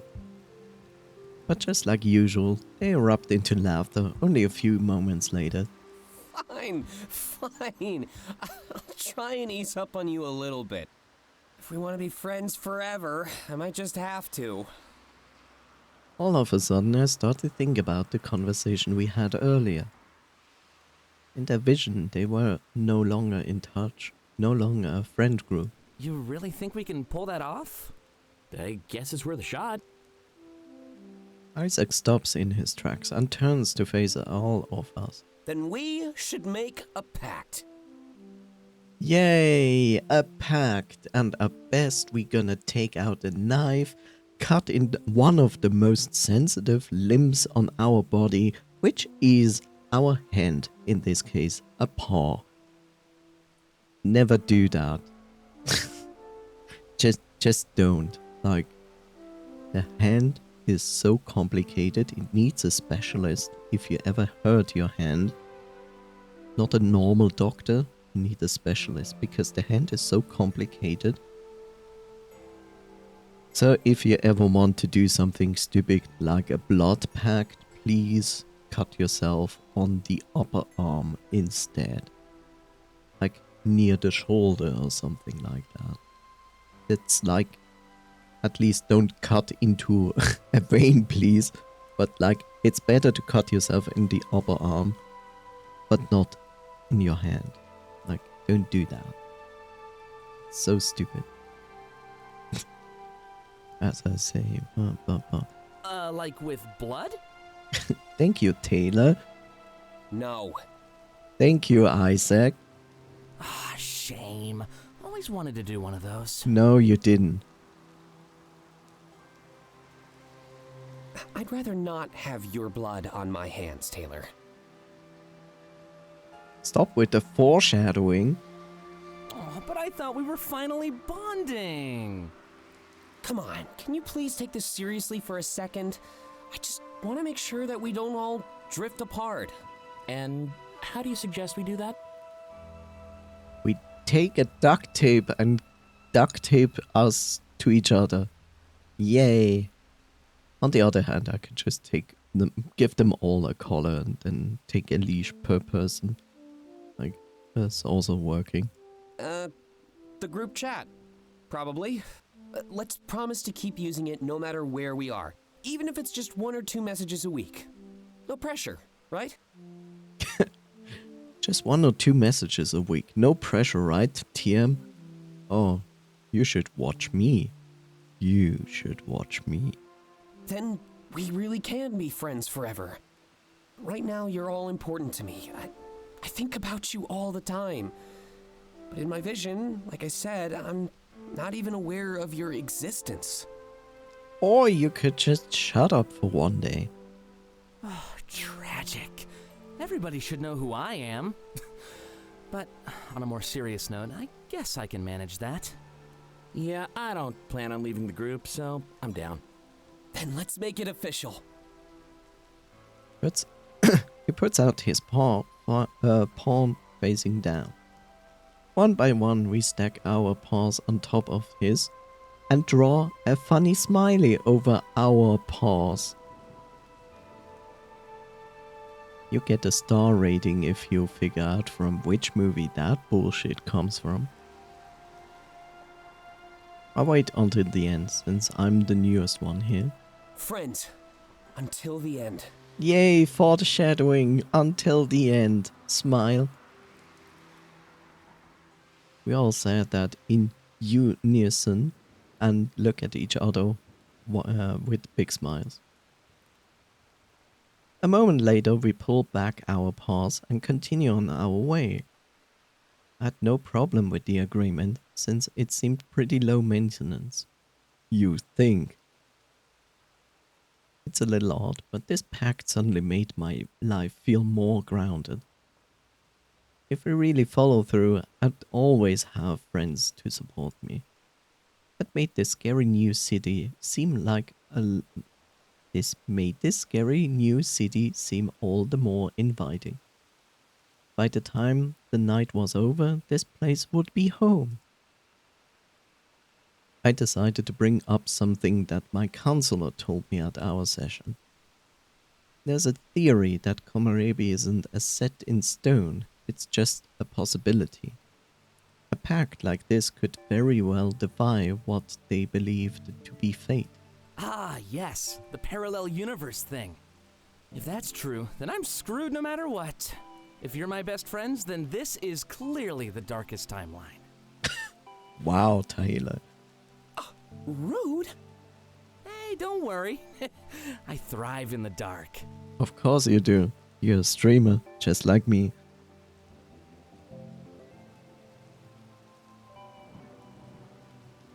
I noticed that Danton looks a little worried.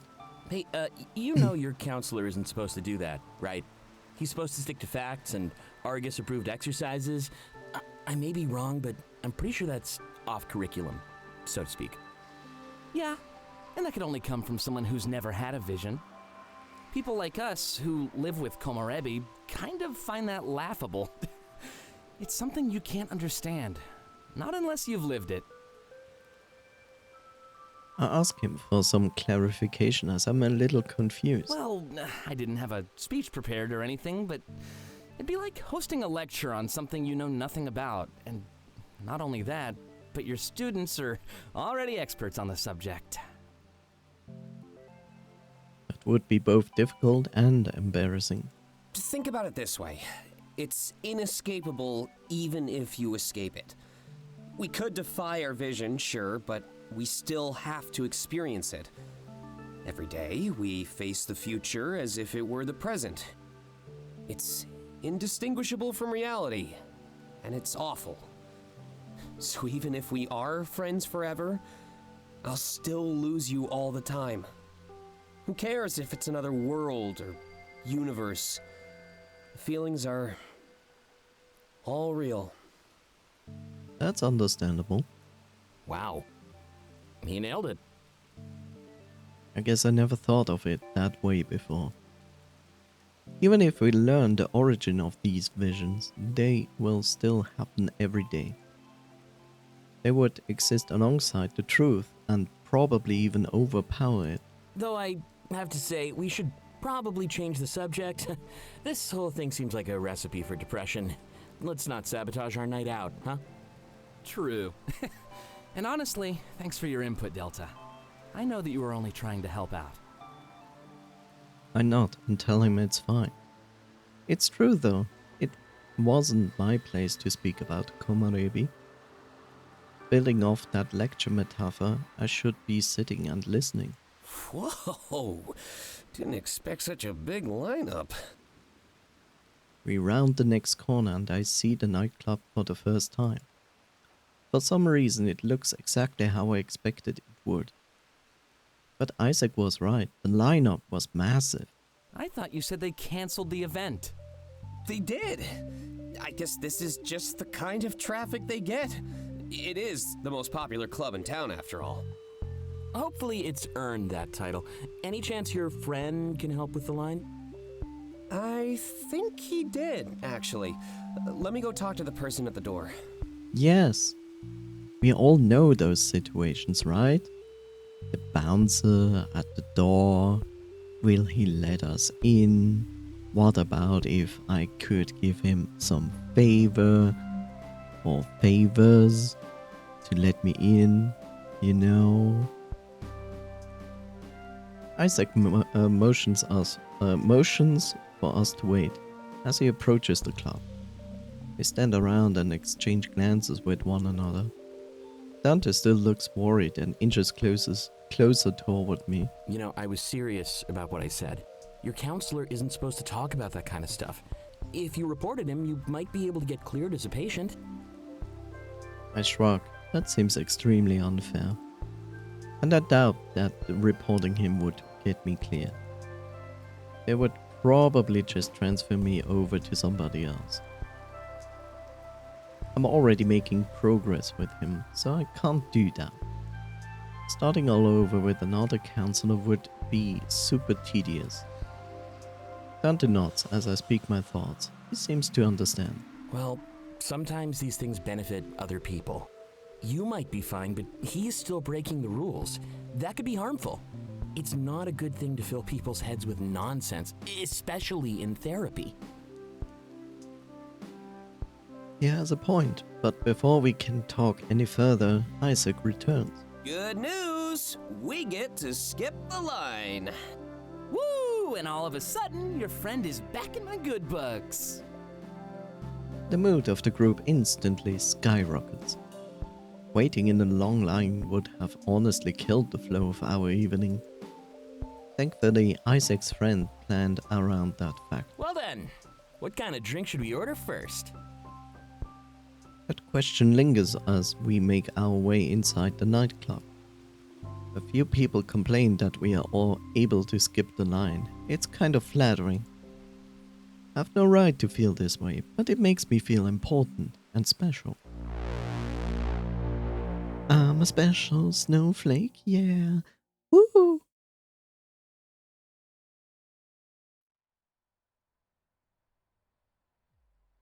It goes on and on. Can I have a break? Tequila! Nice to meet you, Tequila. My name is Delta. Dante quickly drowns a shot, signaling me and Taylor to do the same. Please let me make a save. Isaac scurried off to prepare whatever needed to be prepared. Dreams some fucking spirit. Okay, I go to the Ghostbusters. They have a lot of spirits. As always, he remained tight-lipped until the very end. Oh, I'm so ready to pay for this in the morning. I guess we're just gluttons for punishment. So you enjoy the feeling of waking up the next morning with a abysmal headache, feeling like shit. Okay, I mean, it's his decision. How about we grab another round and go sit down? At this rate, it could be hours before Isaac comes back. Sounds good to me. Hey, barkeep! 3 more tequila shots, please. And it should be covered. We're part of Isaac's group. Bartender shrugs and says they have no idea what we are talking about. There are no reservations or holds in a place for someone by the name of Isaac. Some stuff happening on the 2nd floor, but not down here. The 2nd floor? The VIP section? We turn to face each other, a little wide-eyed. Taylor leans in and starts whispering. That's amazing and all, but who's paying for these? They're already preparing the next round of shots. I'll get it, don't worry. I got a bit of an advance from my publisher. Just don't let them know I wasted it on booze. I'm sure they're used to hearing that, Dante. What is a writer if not an alcoholic in disguise? That's actually funny if you know Alan Wake. Maybe save the trash talk until after you're treated. If I just pay for me and Delta, you'll get kicked out.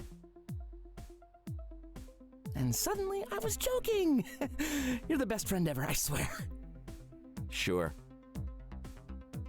Bartender places 3 shot glasses in front of us. In return, Dante waves his phone in front of a scanner. The transaction is completed and we grab the shots. Hey, follow me. I know exactly where we can sit. On my lap? Oh. And thanks a million, Dante. I really mean it. Someday I'll find a way to repay you. You could stop making fun of my career, for one. Like I said, someday I'll find a way to repay you. Oh, they like each other so much.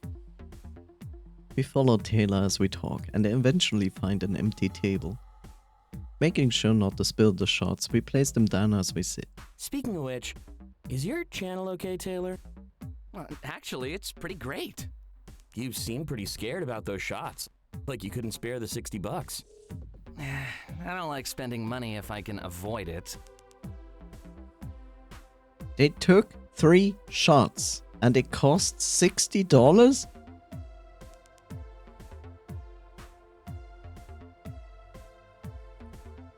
$20 for a shot of rum? 20. 20? Well, I can't speak for myself since I'm not the person going out to nightclubs or anything ever. So I don't know if that is like a common practice, but I think you do not pay $20 for a shot. You pay maybe 5? Something like that. And there's no point in spending it if someone else will treat me. That's kind of why I agreed to do this nightclub thing from the start. Makes sense you rely on handouts. Now I know why the donate button takes up your entire page. Bigger is better, as they say. Very common. But it's not just donations, Dante. I have one of the highest sub counts on the platform. My. If that was true, then you wouldn't struggle with your money. But then again, I compare you to the top number 1 Twitch streamer. But hey, whatever. Really? I guess I don't watch you too much.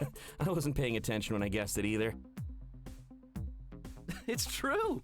Your boy is making history.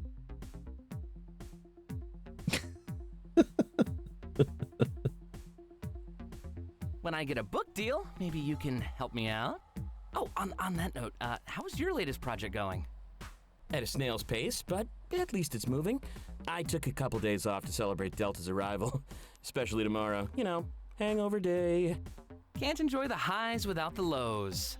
But don't worry, I'll make us some mimosas in the morning. Sometimes the best way to cure a hangover is to drink more. No. But mimosas sounds tasty. I refuse to believe that. You're a loss. But nothing ventured, nothing gained. Let's have a little toast to the unknown. Here's something that is actually true. If you have cramped muscles from your workout yesterday, The best way to get rid of it? Do more workout.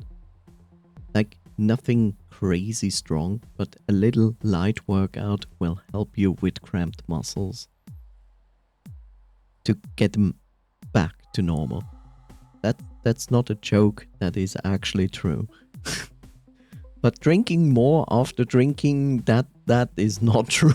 That's just bullshit. It's not unknown. It's literally not true. Taylor shrugs and grabs his shot glass. We down the next round of tequila. It's a little gross. You know what they say about too much of a good thing? Well, maybe I'll believe you and get a big breakfast instead. My contract doesn't want me drinking too much anyways. Wait, they control what you do? You say that like it's abnormal, man. There's always somebody on top of us that tells us what to do. Though I can think of a few scenarios where that wouldn't be too bad.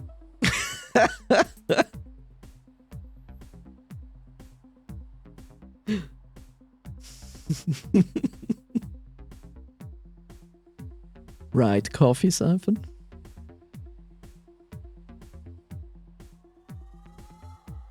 I want you to know that I got your joke. It just wasn't good. Well, I'm no writer, just an entertainer. I kinda do what you do, but with less elegance. Basically, get paid to vocalize my thoughts all day. Maybe. Uh-huh. I'm surprised people pay for that. I didn't pay a thing, and I still want a refund after listening to you. Well, there's a market for everything. It doesn't have to be good. I mean, look at how many copies your novels have sold. He has a point. Power Rangers exist. Dante laughs and shares a big smile with Taylor. I honestly have no comeback for that one. You win this round, but I'll get you next time. Oh, looking forward to it. You're always a worthy opponent. Any idea what's taking Isaac so long, by the way? He hasn't said a thing in the group chat since he left. Well, we know he's upstairs now. He's probably making the VIP section look pretty for us. Guess that gives me time for a much-needed bathroom break. Giving me and Delta some alone time, huh? I'd never torture my friends like that. I just gotta go. He smirks at me before leaving the table. An awkward silence follows and I look around the club. Something feels different about tonight, and it's not just the alcohol. It feels like I'm actually getting to know these people. When I first arrived, it was clear that they were putting on an act. I don't blame them. First impressions are often important. But the second impression can be even more important in my books. You know, the person you see when the courtesies start to fade? Not a bad thing in any way, it means they're getting used to me. Guess this silence isn't a bad time to gather my thoughts. Oh, here we go.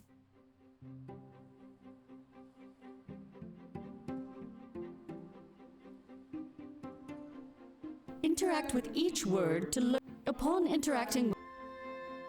Why do you repeat this to me, voice in my head? I understand how this works. But thank you. Hey, get your head out of the clouds.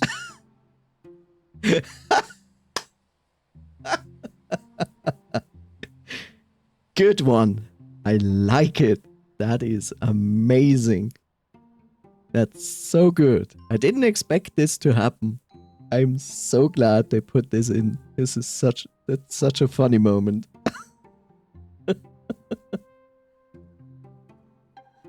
Oh man.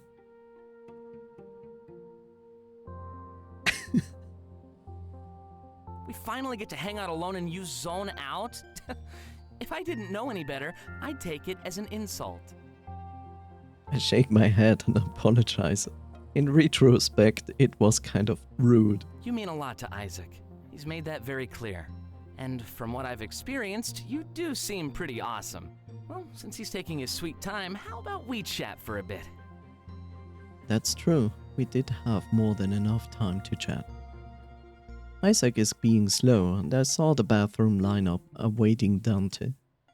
I leaned back in my chair and tried to make myself more comfortable. It seemed like I would be sitting here for a while longer yet. Experience heart-to-heart fragment.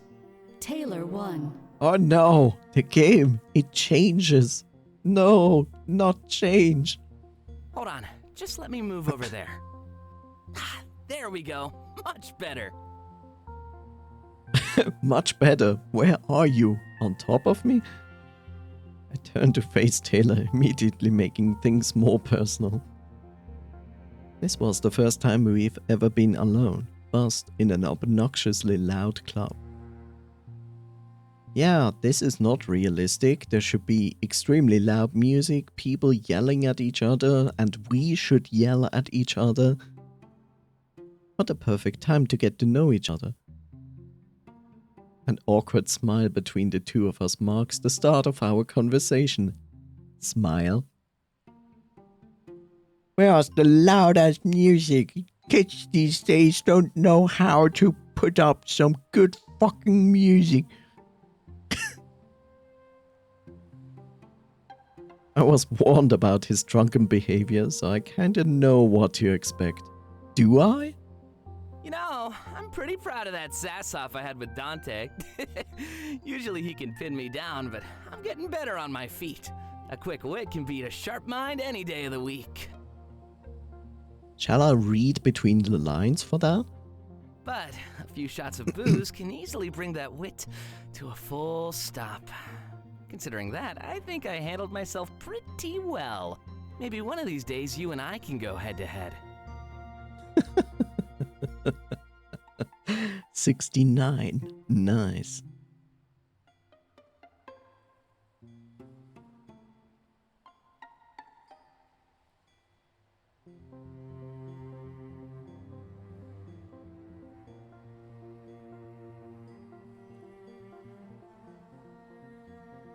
Don't worry, chat. You don't have to make a decision. Us, face to face, I like the sound of that. Really? That's the best you've got? I'm not opposed to it, but you gotta work on your game. The ice is already broken, Delta. Swim a little deeper. We exchange a smile again, but it's much less awkward. It's probably for the best, since I assume we'll become close friends. This group seems super tight-knit. Getting close to one meant getting close to all. You know, before you came along, I was the newest member of the group. It's been that way for a couple years, but now we have some new blood. I get to look at you through the same lens they used to judge me. Oh, but don't worry, I like what I see. So, do you move around a lot? Or will you be here long term? I plan to be here long term. Ah, good to know. You seem nice. The reason I ask is because I used to move around all the time. From one place to another, the system always kept me mobile. He fiddles with the shot glass in front of him. So, this whole fresh start thing, I know what it's like. I'd brag about having more practice, but that's not really a good thing.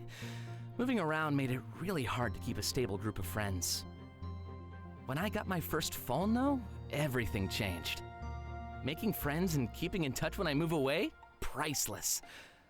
I guess I also made some pretty good jokes. Got a lot of followers. So when I decided to start streaming, I already had an audience. The transition from hobbyist to full-time job happened almost overnight. And now I'm jealous because I don't have that. I bought a house here, settled down, and then met the rest of the group. I bought a house here, settled down, and then met... Ah, okay, yeah. Because he's not living in Isaac's house. He has his own place. And now, I'm sitting here with you. That's the story of Taylor. No, actually You'll it have to doesn't. forgive me, I'm not one to really open up like this. But when you talk to strangers all day, you kinda need to hold back. Actually it doesn't. He actually lives in Isaac's house. Which is strange, because he said, like, I bought a house. Like, huh? So he owns the house? Or he bought it together with Isaac? I don't know. Now I'm sitting here with you. That's the story of Taylor. You have to forgive me. not the one really up like this. But when you talk to a stranger all day, you kinda need to hold back. Oh, don't get me wrong, I love my viewers more than anything, and yeah, there's a lot of regulars, but it all feels so surface level, you know? I'll never bond with them like I did with Isaac and Dante. Guess I'm just one of those quality over quantity guys. Kind of ironic that I chose a field where numbers mean everything then. Can't complain too much though. I guess I do have the best of both worlds. It's odd to see someone so successful have gripes with their lives. With their life. But I guess nothing can be positive all the time. Even stardom could have its drawbacks. I'm glad we got to have some time to ourselves, Delta. Even if it felt like I did most of the talking, I think I needed that. I talk to people all the time, but it's rarely about anything real. How about you join me at my place next week? We can have a blast tonight and pick this up next time. Maybe I'll even let you guest on my stream, if you're nice. Let's see.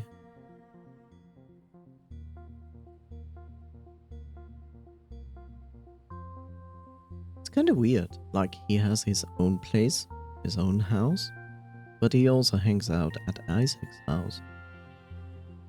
I wonder if he has, like, two places. Like, his own place, and then the place where... Maybe he lives at Isaac's house, but the other place he has is basically his office, so to say. Oh, and we'll have a lot more privacy there. Feel free to take that one however you will. Yes, please be more subtle with it. It's like not surfacing enough. Smile. Smirks at me. I give him a quick nod.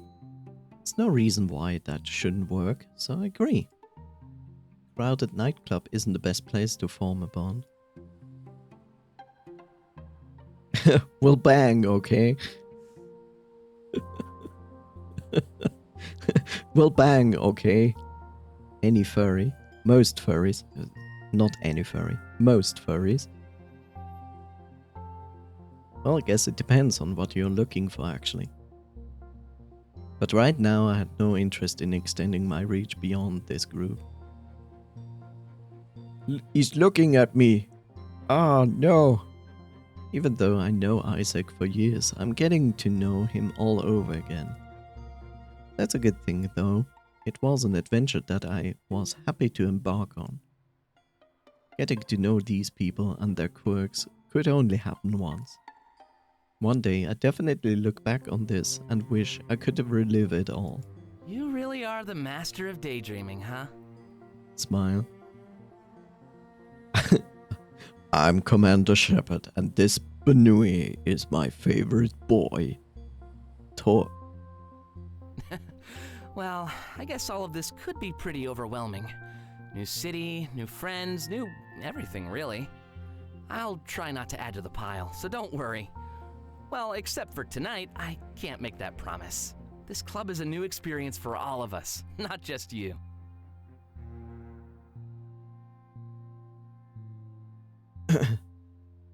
I noticed Dante returning from the bathroom in the corner of my eye. Taylor must see that I'm distracted, and he turns to look. Hey, it's about time! Delta was almost boring me to death. Liar.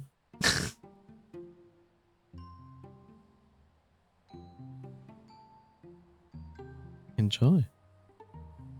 Whoa, he's insulting you. Just so you know, that means he has a crush.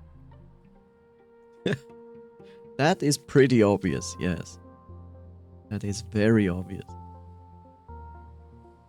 Dante has a very good understanding of people. Like, sure, those are his friends. Of course, he knows how his friends work better than other people. But he's basically like this person who has like this knowledge how they work, and he's like not shy from telling other people. He sits down and plays with his empty shot glass in front of him. Sorry it took so long, by the way. Some guy tried to sell me drugs.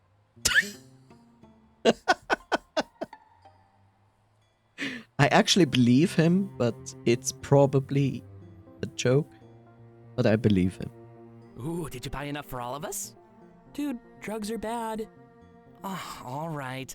And how many energy drinks have you had today? You know, he says drugs are bad. But let's think about this for a second. Alcohol is a drug. And it's legal. So imagine a guy in the bathroom being like, opening like a jacket and going like, what do you want? Jack Daniels? Rum? Vodka?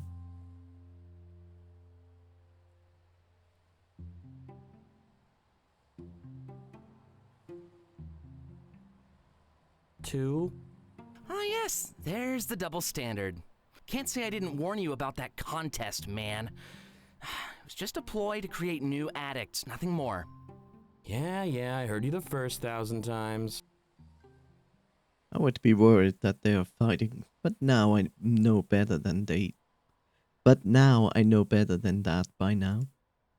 This is just how they get along. If they hated each other, they wouldn't talk at all. It's about to continue, but Isaac startles all of us with his unexpected return. Hey, looks like everything is good to go.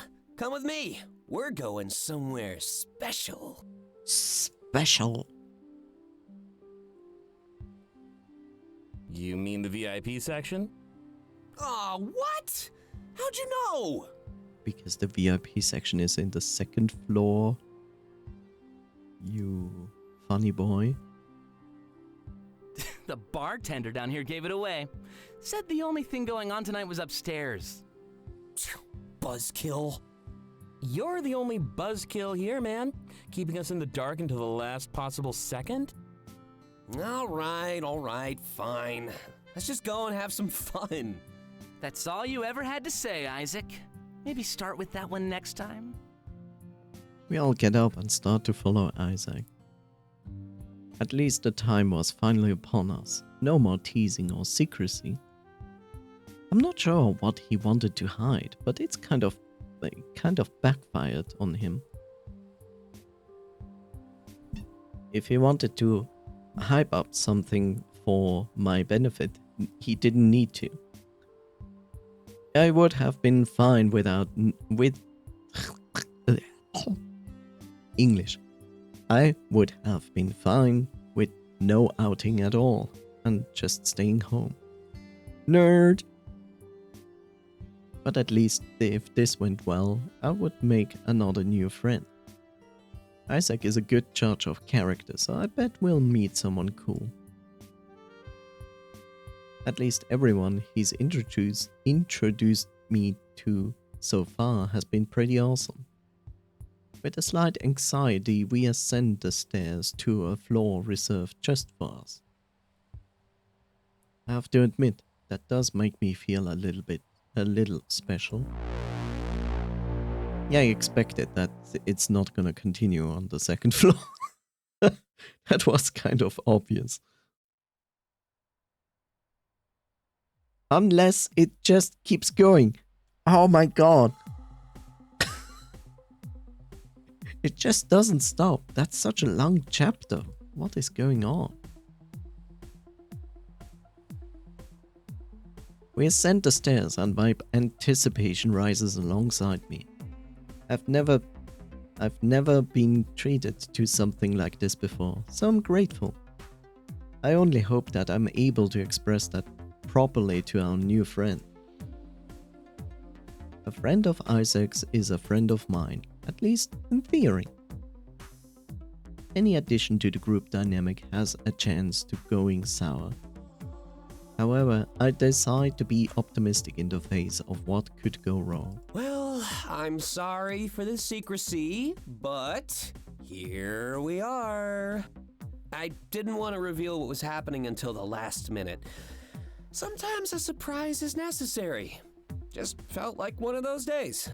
Dude, we just talked about how the surprise was ruined. I mean, it's not really a surprise if everyone knows but us. Even their part-time bartender was in on this thing. Yeah, but I value the look on your face more than theirs. That's why I kept it a secret from you and not the staff. Good or bad, a surprise is still a new experience, right? That's the logic you're using to save face? Don't even get me started on how bad that is. Just admit the fact you handled this wrong right from the start. Hey, don't speak too soon. Look, I promise you'll understand why I've been acting so weird. There were a bunch of other people involved and a lot of strings attached. Strings? A bunch of other people? Yeah, I wasn't the only one who wanted to keep things secret. I was only playing by the rules that made everyone comfortable. Also, I was legally bound. There were forms involved. Not forms. Yeah, because the law always keeps you in line. Is this about my mods again? They're legal. I'm being honest for once. Just trust me. Please. Said every liar ever. Bro, when the police come knocking, you can rub it in my face. But right now, the ball is in my court, and I plan to serve. I am the law. Yes, Judge Dredd. The law. Oh, a sportsman all of a sudden. You're acting so weird, like you're trying to be cool. Do not continue this. And suddenly it all falls into place. He just wants to impress his new boyfriend. His new what? Another man pokes his head out, having been knelt behind the bar.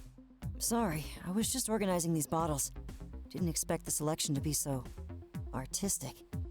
And now, if you're wondering, this is Clace's voice. Yes, Clace is voicing this character. Coffee.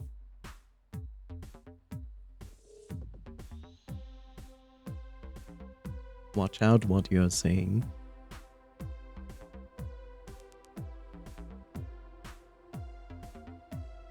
Behave. You're not making fun of that in any shape or form, okay? Wine is the one that gets better with age, right? You could ask Isaac that one. He's pretty old. Oh, guess that's why he's finer than you. Are you sassing me? I came prepared. We all laugh and move closer to the bar. Isaac's friend looks familiar, but I can't put my finger on it. Rather than dwell on that, I simply thank him for his generosity. No problem. I was actually supposed to do a signing up here. I'm guessing Isaac told you about the event that was canceled? Thankfully, we still had the venue booked, so I made use of it. Signing? Yeah, he has a following. Suddenly we hear a high-pitched scream from behind us. It was obviously Tyler, but when we turn around, he acts oblivious. He simply lets out a deep breath and places his hands together. I am composed. That's a new noise. Please never make it again.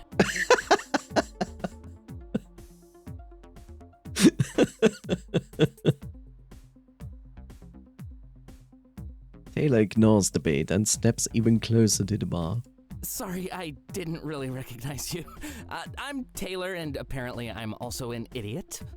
Nah, don't worry. You're not an idiot. You'd be surprised how accurate those old comic books can be. Put on some glasses, change your hair, and nobody can recognize you. Okay, interesting. I'm definitely not Superman. I just look like him, with glasses. Can't hide that voice, though. We were just listening to you before we walked over here. I guess the whole surprise thing makes a lot more sense now. Wait. I know you. Santa's eyes open wide as he approaches a sudden realization. And I know you too. Can you sign some stuff for me? Well, I have some spare copies of my books back at home. Bold of you to assume I didn't bring my own. I've been a fan since day one. Even have a first edition copy of Forlorn. And Taylor, I love your streams. Great company for those long trips. I'm able to piece together the evidence. That's Clay's. Yes, that's Clay's. Congratulations, that's Clay's. It's Clay's voice. It's probably even a character of Clay's. We were listening to his music just a few hours ago while we pre-granted or pre-gamed. I knew enough to know that he was a person of note in the music industry. Wow, didn't know we had any idols lurking in chat. Oh yeah, totally. I tell a lot of people about your channel too. You should let me join you as a guest while I'm in town. Sure. How long are you in for? A couple months, probably. Unless something comes up. I'll be easy to find though. Isaac is gonna add me to the group chat. Sounds good to me. So, what are the plans for tonight? That was certainly interesting. They have arranged a collab. And my chat is reconnecting. Oh, I'm back in my chat. Congratulations, me. I've seen crossovers like that, and they always end up in news. A streamer and an idol playing games together, everyone loved to see it. I'm not really familiar with the content of any of these people. I'm not really familiar with the content that any of these people make, though. Dante's novels, Taylor's streams, and Clay's music, never experienced them. But I knew that was going to change, and at this rate, it would be changing fast. Figured we'd each grab a bottle and just hang out. Trust me, the couches up here are super comfortable. Oh, and Isaac, we still on for Sunday? Oh, yeah, of course. What's happening on Sunday? He's moving in with us. Where do you have the space for that?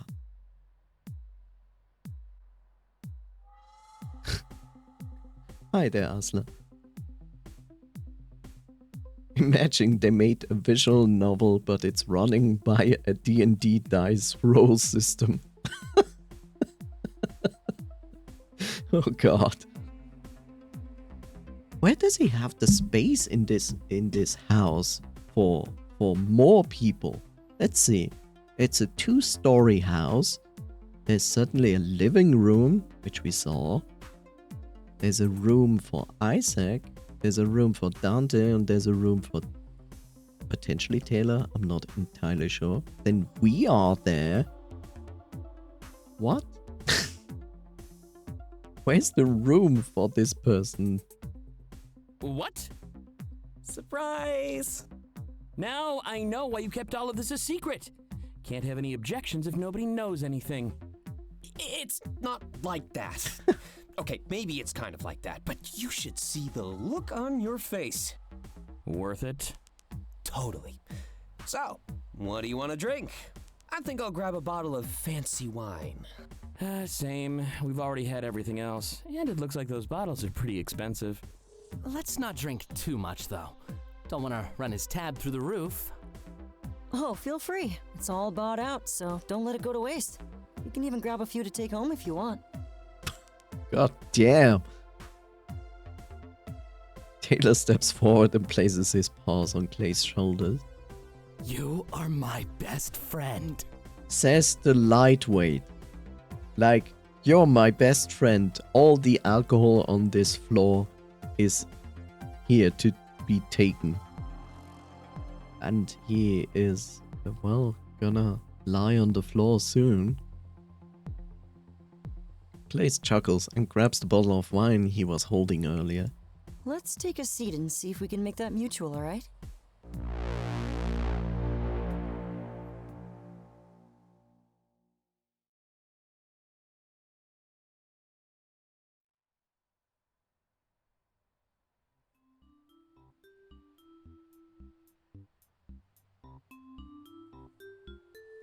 Clays holds a deck of cards, but not the kind that you would expect. It's a card game made for a night of drinking with peculiar questions. Yes, very peculiar questions.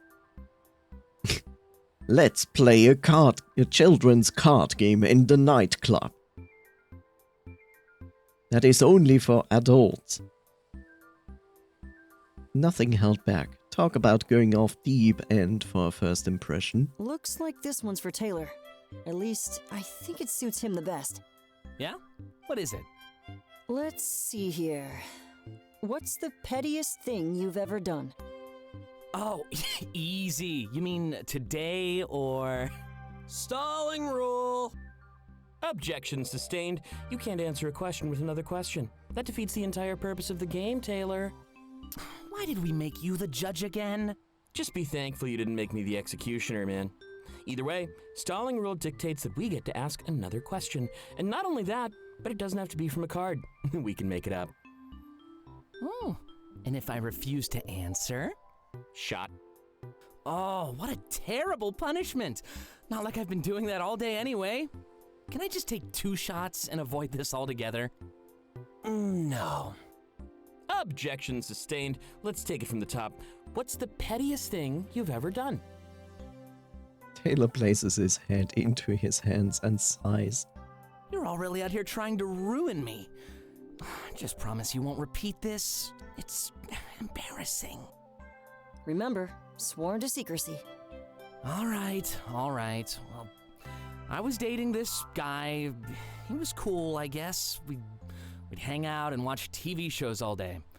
It got to the point where I enjoyed the TV shows more than him. And you know my motto, don't spend money if you don't have to.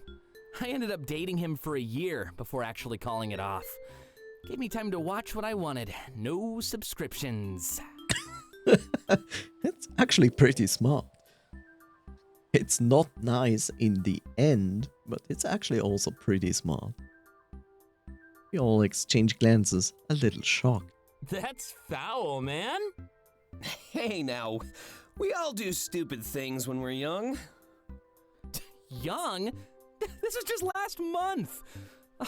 But come on, you saw the new season of Insomnia Cafe. Don't tell me you wouldn't do the same. It was so good.